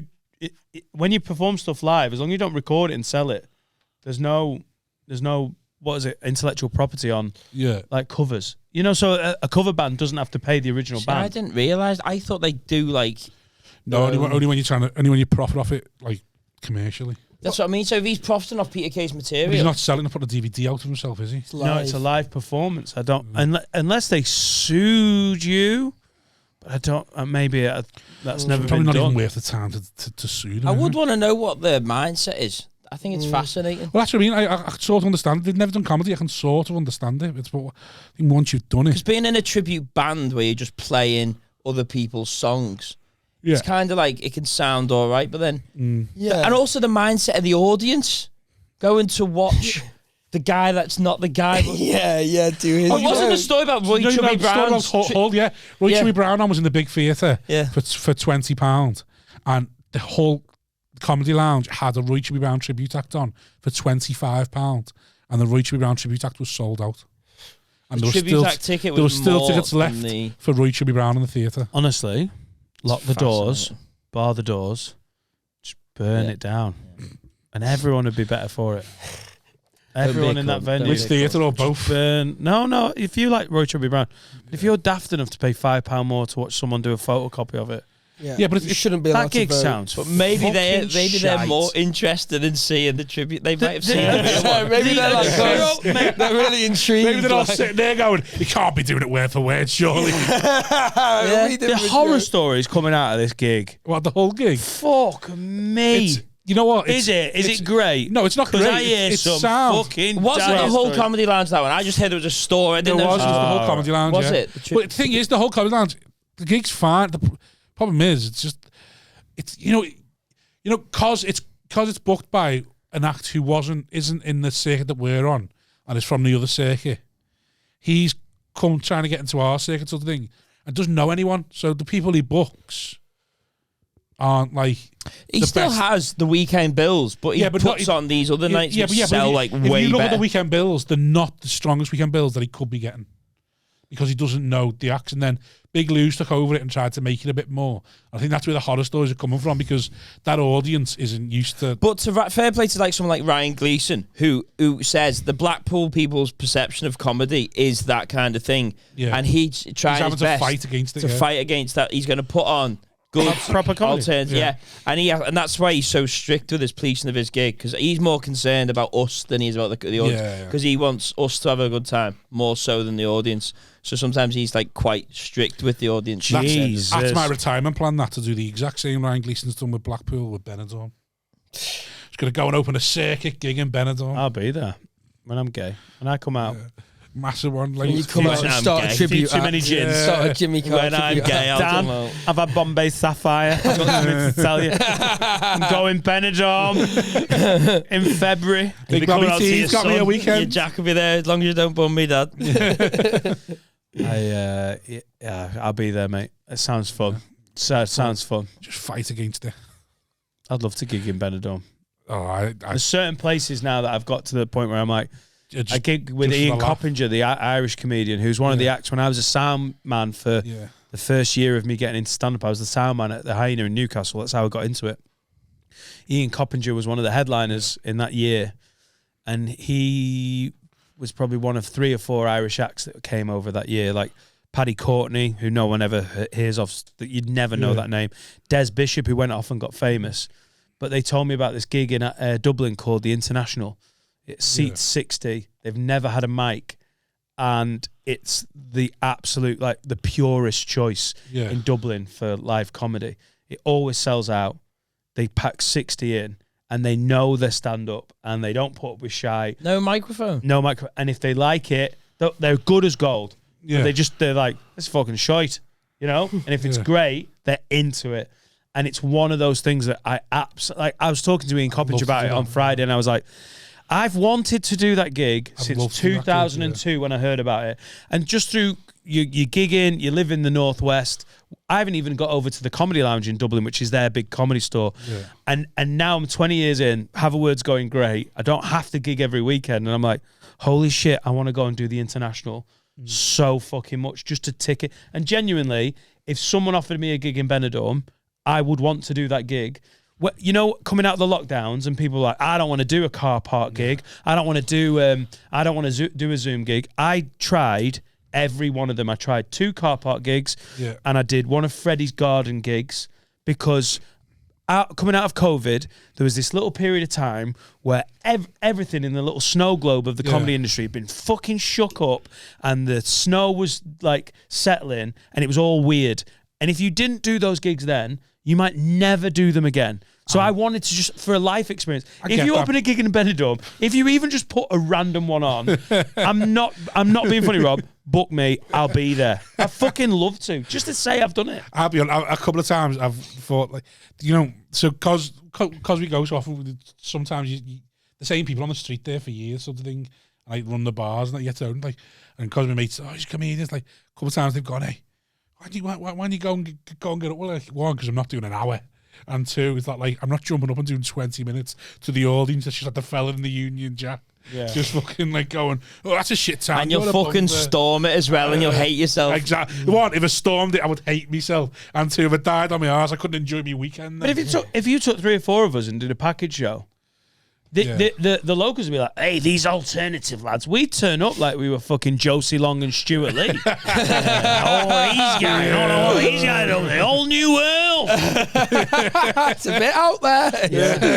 Not one racist gag between 4 of them. I'd love to. Alternatives are funny, maybe. I don't know. There's another Patreon exclusive. Rob, Simon, and the 2 Dans go to Benidorm. Boys in Benidorm. I'm there. Oh, I might do love it. to.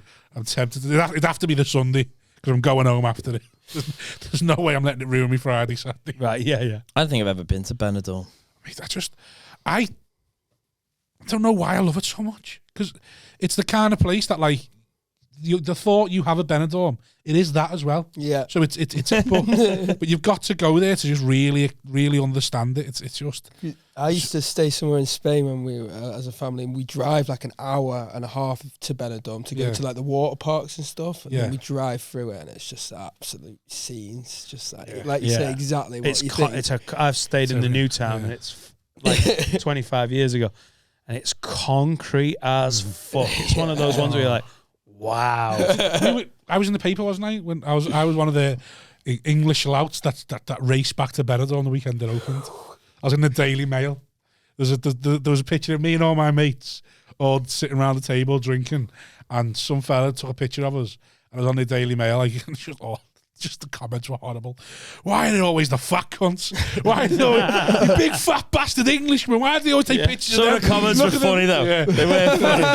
What was that that? job between them and all that? What was the headline though? Like, it's like British louts race back to Benidorm, like we'd done something wrong. Oh, like after the... They've got an agenda, haven't they? Yeah. They could have taken a picture of all those gay guys that wanted to go back to their spiritual home. Yeah. On the table next to you, like, guys, we're going home. There was literally a hen party next to us, and they never took a picture of them. Just us with our tops off. Big fat bastards. You've been victimised as a white. Yeah, but I did say to you on that podcast episode, you all thought you were sound and being charming. You were a dreadful bunch to be around. Do you know what I mean? They all think they're a sound bunch. The people working at that bar thinking, oh, these things, they reckon they're funny. You're doing going, tu bios, por favor, some shit like that. Like you think you're being charming and that you're just not.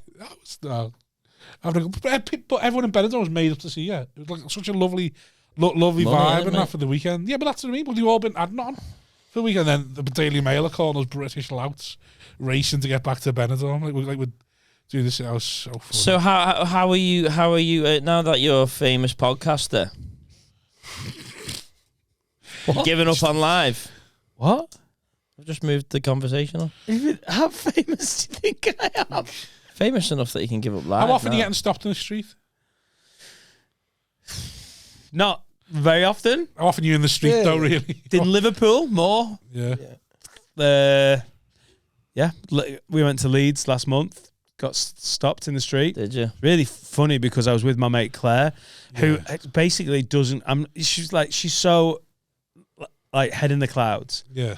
I've been doing Have a Word for 2 years, and basically because she's never given a shit or she's just getting on with her own. So she's like, podcast, right? Is that good? And then we had Vicky Patterson on from Geordie Shore, who she cares about, and now she's like, oh. But before Vicky Patterson had been on, me and Claire went to Leeds. She was bored. Yeah. She lives on her own. And I had mentioned I was going to Leeds, and I was like, welcome to come. Hour and 20-minute drive from Chester, hour and a half. We can have a chat on the way, grab some food, do the gig, rather than me doing it on my own and you sitting at home. And as we walked past the restaurant, I looked in the window and a girl just went, oh!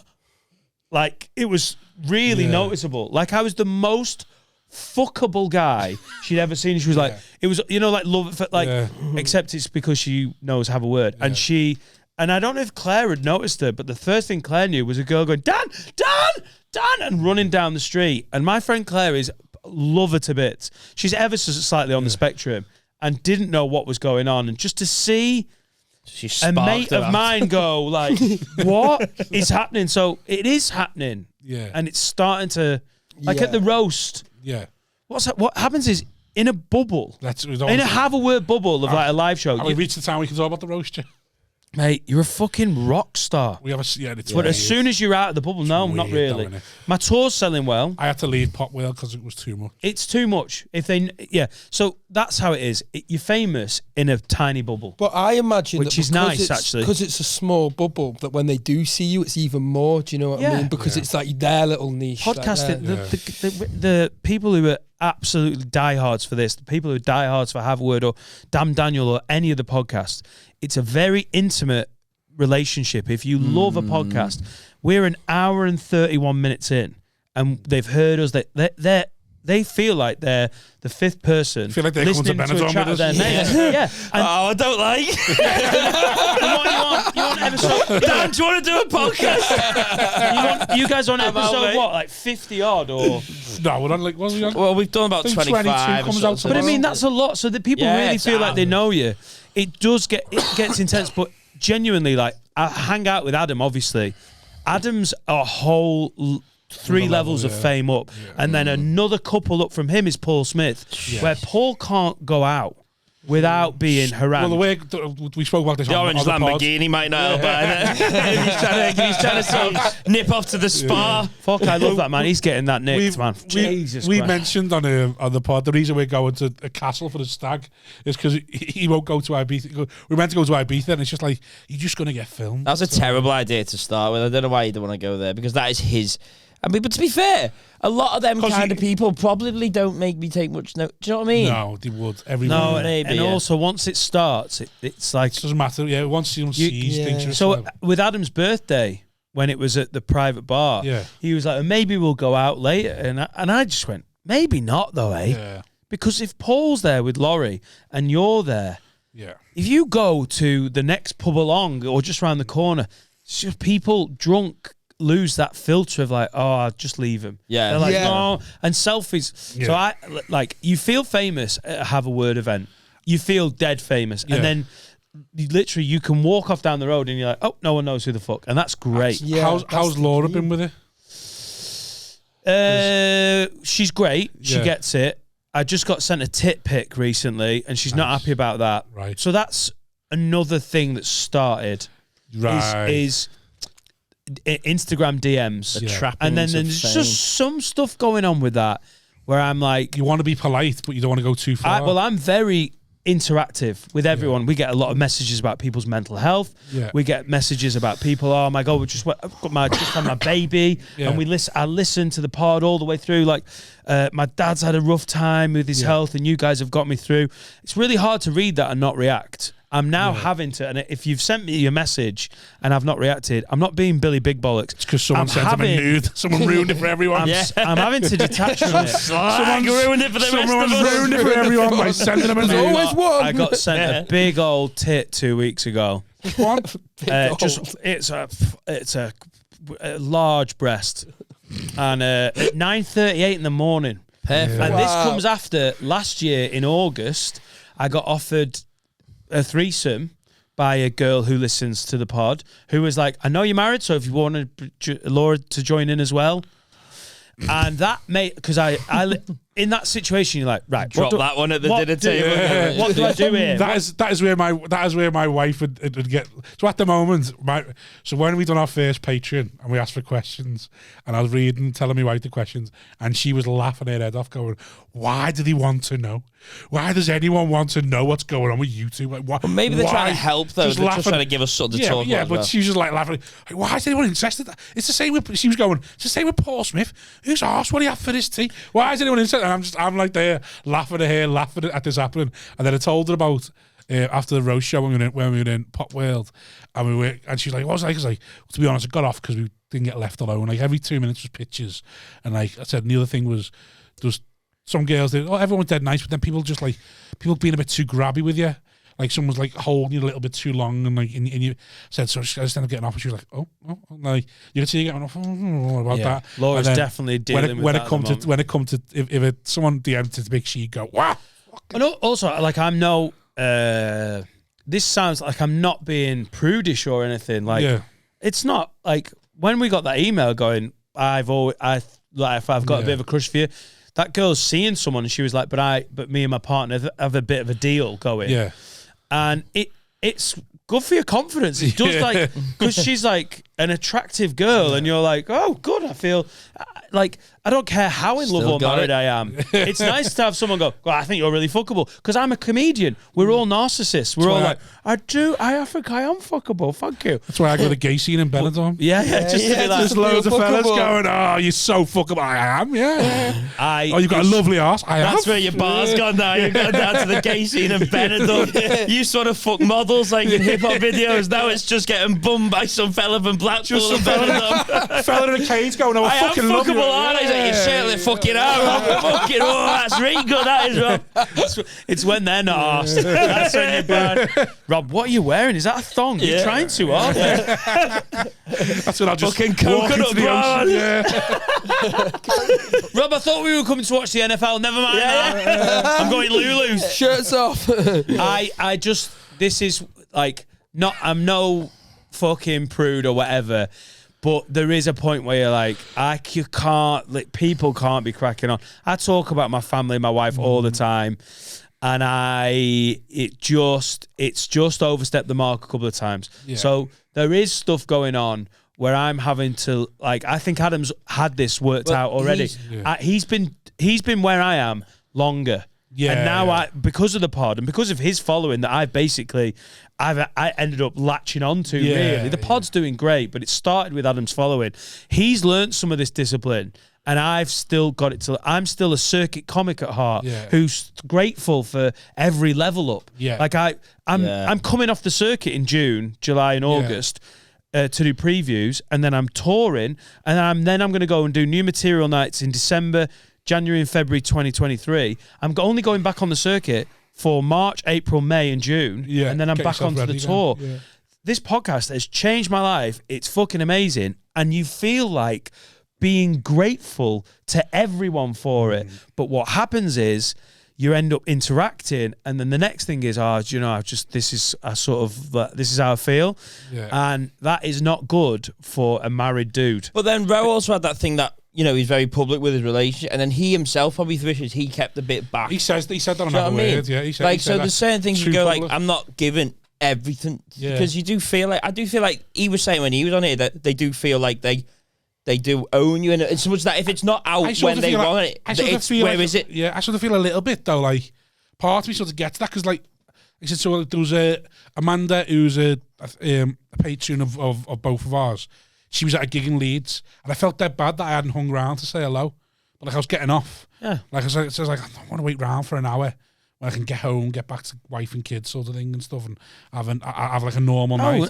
But then part of me feels like, oh, should I? But she was sound. I met her saying, sorry, I couldn't hang around. And she was lovely about it, sort of thing. Like, but parties just think like, because we're obviously at a far lower stage, we're at the far earlier part of the stage and different stages of you, but every time someone even invests in you, you're a bit like, oh, so grateful, sort of thing. And you can be like, Amanda's been to our live shows, and like, you can be grateful and you can interact.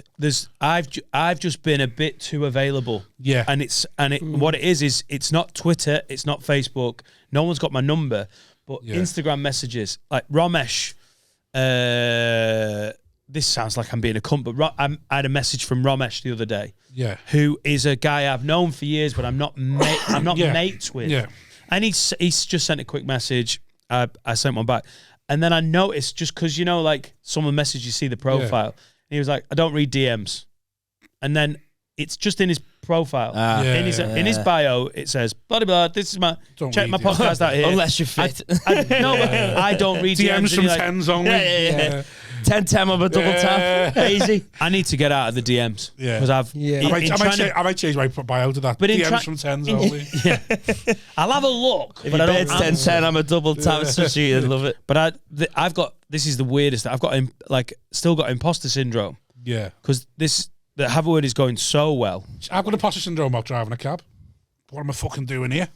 Too good for this shit. All right, well, it's the opposite with me. I'm like, shit, this has come so quickly. It could go so quickly. Yeah. So I'm still a bit, I'm almost like they're needy towards me, and then I've been a bit needy back. Yeah. And I need to learn just the fucking, the chill of it. Need to train them. Yeah. But live stuff, I'm like, my dream is to do that, like, start of the year, do new material. In the spring, do the circuit to tune it all up, and then do a tour. Fuck me if that's this year's the new machine. Oh my god, the new MO.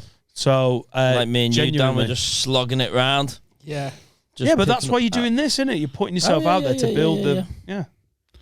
You got a podcast? No, I haven't. Get out! You're looking into it. Yeah, I know, maybe. This is the thing I've we need to finish soon, but this is the thing I've We don't. But I'm just wary of. You're tired as fuck as well. I start to need the pit. I've done well. I'm taking up too much time. That last yawn that you did made me want to get a blanket and just put it over you. Dan, it's a running theme on our podcast. Right. How many times I've been exhausted since the baby was born. Yeah, I'm just constantly exhausted. Preach, and so one of my thinkings, and Dan, you can probably weigh in on this because you're from the opposite end. I think there's a time when people should be doing podcasts and not. Yeah. Because a lot of comedians now, too early, before they've got the stage craft of the stand up, are coming out on it's like to start and stand up with a podcast. Yeah. I've seen that loads of that. People 6 months in podcast. I often think that about this, but then I think, why didn't I do this a few years ago? It's like because when I rang you and asked you if you want to do a podcast. Yeah. That was similar to this. About 3 years ago when I was like, I've had an idea for a pod, and Wozniak, I think you'd be fucking great here, and you went, nah, I can't see it, me. No, it wasn't that. Nah. I was like, I want it to be like a little gang of us and try and put social media clips out and film it, and you were like, I feel a bit weird about if you need me now. I'm not joking. I remember where I was. I remember where I was when I rang him, and I was like, I feel like Wozniak could be fucking great for this. And he went, I just feel weird about shit being on the internet forever. I'm always like that, though. We know that about me. I'm always about that. And then now I'm doing it, and I'm like, it's 4 hours of chat a fucking week. And it's stressful, but I remember that call. Yeah, when I was thinking, but I wasn't on the circuit then. Like, I was sort of I just got all right. I was nowhere near. I wasn't ringing you because you were fucking shit, though, was I? Yeah, but it wasn't like as on it as I am now. Do you know what I mean? It was like 2017. You weren't closing the glee. I don't know. I think if Dan, if you love podcasting, but you're obviously great. The reason you're here is because you're wild or something at gigs, but it is just funny you see new acts. But I think we might be looking at it from an older perspective. I think there is a new wave. Like, look at Vittorio. Yeah. Who is 4 years in or 5 years in. He's constantly doing everything. And I see in him, that's how new acts see it. They don't see it I need to headline, I need to get 20s. They do that as well as their social media, as well as their podcast, as well as their vlogging, as well as writing. Someone told me that the way they talked, they said it was depressing, but I actually think, it's just the new way of doing things.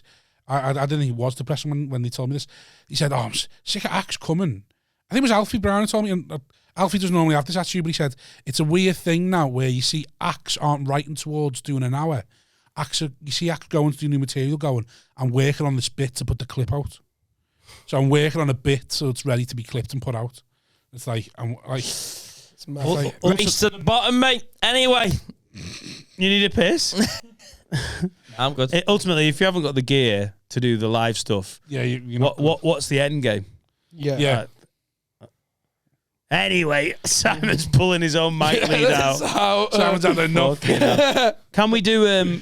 Can we get if I find a fucking amazing bottle of silver tequila, spend some money on it? Can we come and do a Patreon exclusive where we get shit faced on tequila? Yeah, absolutely, mate. You can come here and do that every fucking week. What, you like a poker? We've got a slot open on Sunday. Yeah, we'll have a new game of shoot there. Tops off.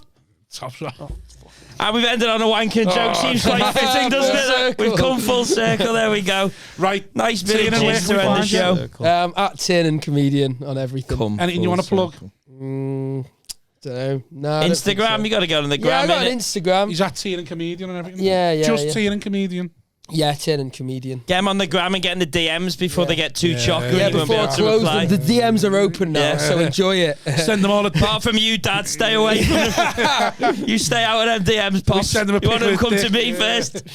Send me the dick pics. That'd be good. A bit of balance. Oh no, have you ever been sent a dick pic? Oh, it's violating.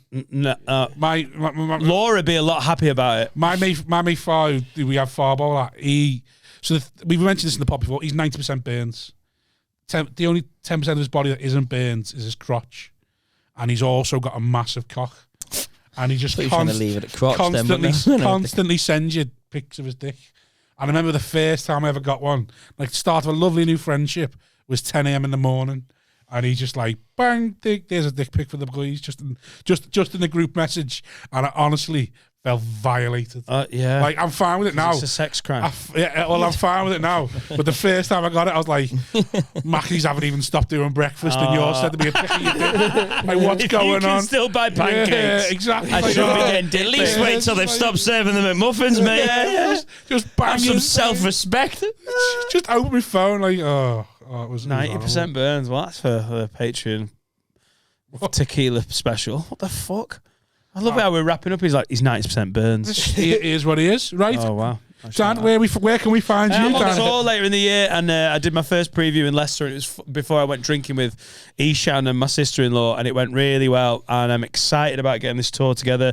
I'm going all over the shop. There's like 25 dates, and it's dannightingale.com for tickets. I've got a few of them have already sold out, but there's tickets left in Liverpool. If you don't know Dan, or you only seen Dan on Have a Word, and you think, I don't know, Dan is one of the best comedians on the country's. Dan is the comedian when anyone's ever said, hey, you should be on telly that isn't. It was always Dan. Thanks, it was always Dan. What a nice. So get your chance to go and see him, because it will be incredible. Cheers. I mean, if you watch Have a Word and you think it's shite, Dan isn't. That's what I'm trying to say. Dan is well worth seeing, whether you like Have a Word or not. I saw a tweet recently, just saying, another one pod, definitely better than Have a Word. You're like, all right. Yeah, it's my screenshot. They know what they're doing, these fucking... These trolls. Hey, that's Blair's Russian account. Russian bot account. Trying to cause me mayhem. not like this pod. Paul Blair's Russian bot account. Yeah, he's got them all, hasn't he? Yeah. Right. Coming for us all. Right, on that note, well, we wrapping up. You got anything you want to plug? We got the piss up, haven't we, next week? Oh, yeah, well, we're not going to plug that until we do it. We need to actually make sure it happens first. Oh, that probably won't happen, then, will it? Never mind. Ta-da. Ta-da, yeah. In a bit. See you later. Bye.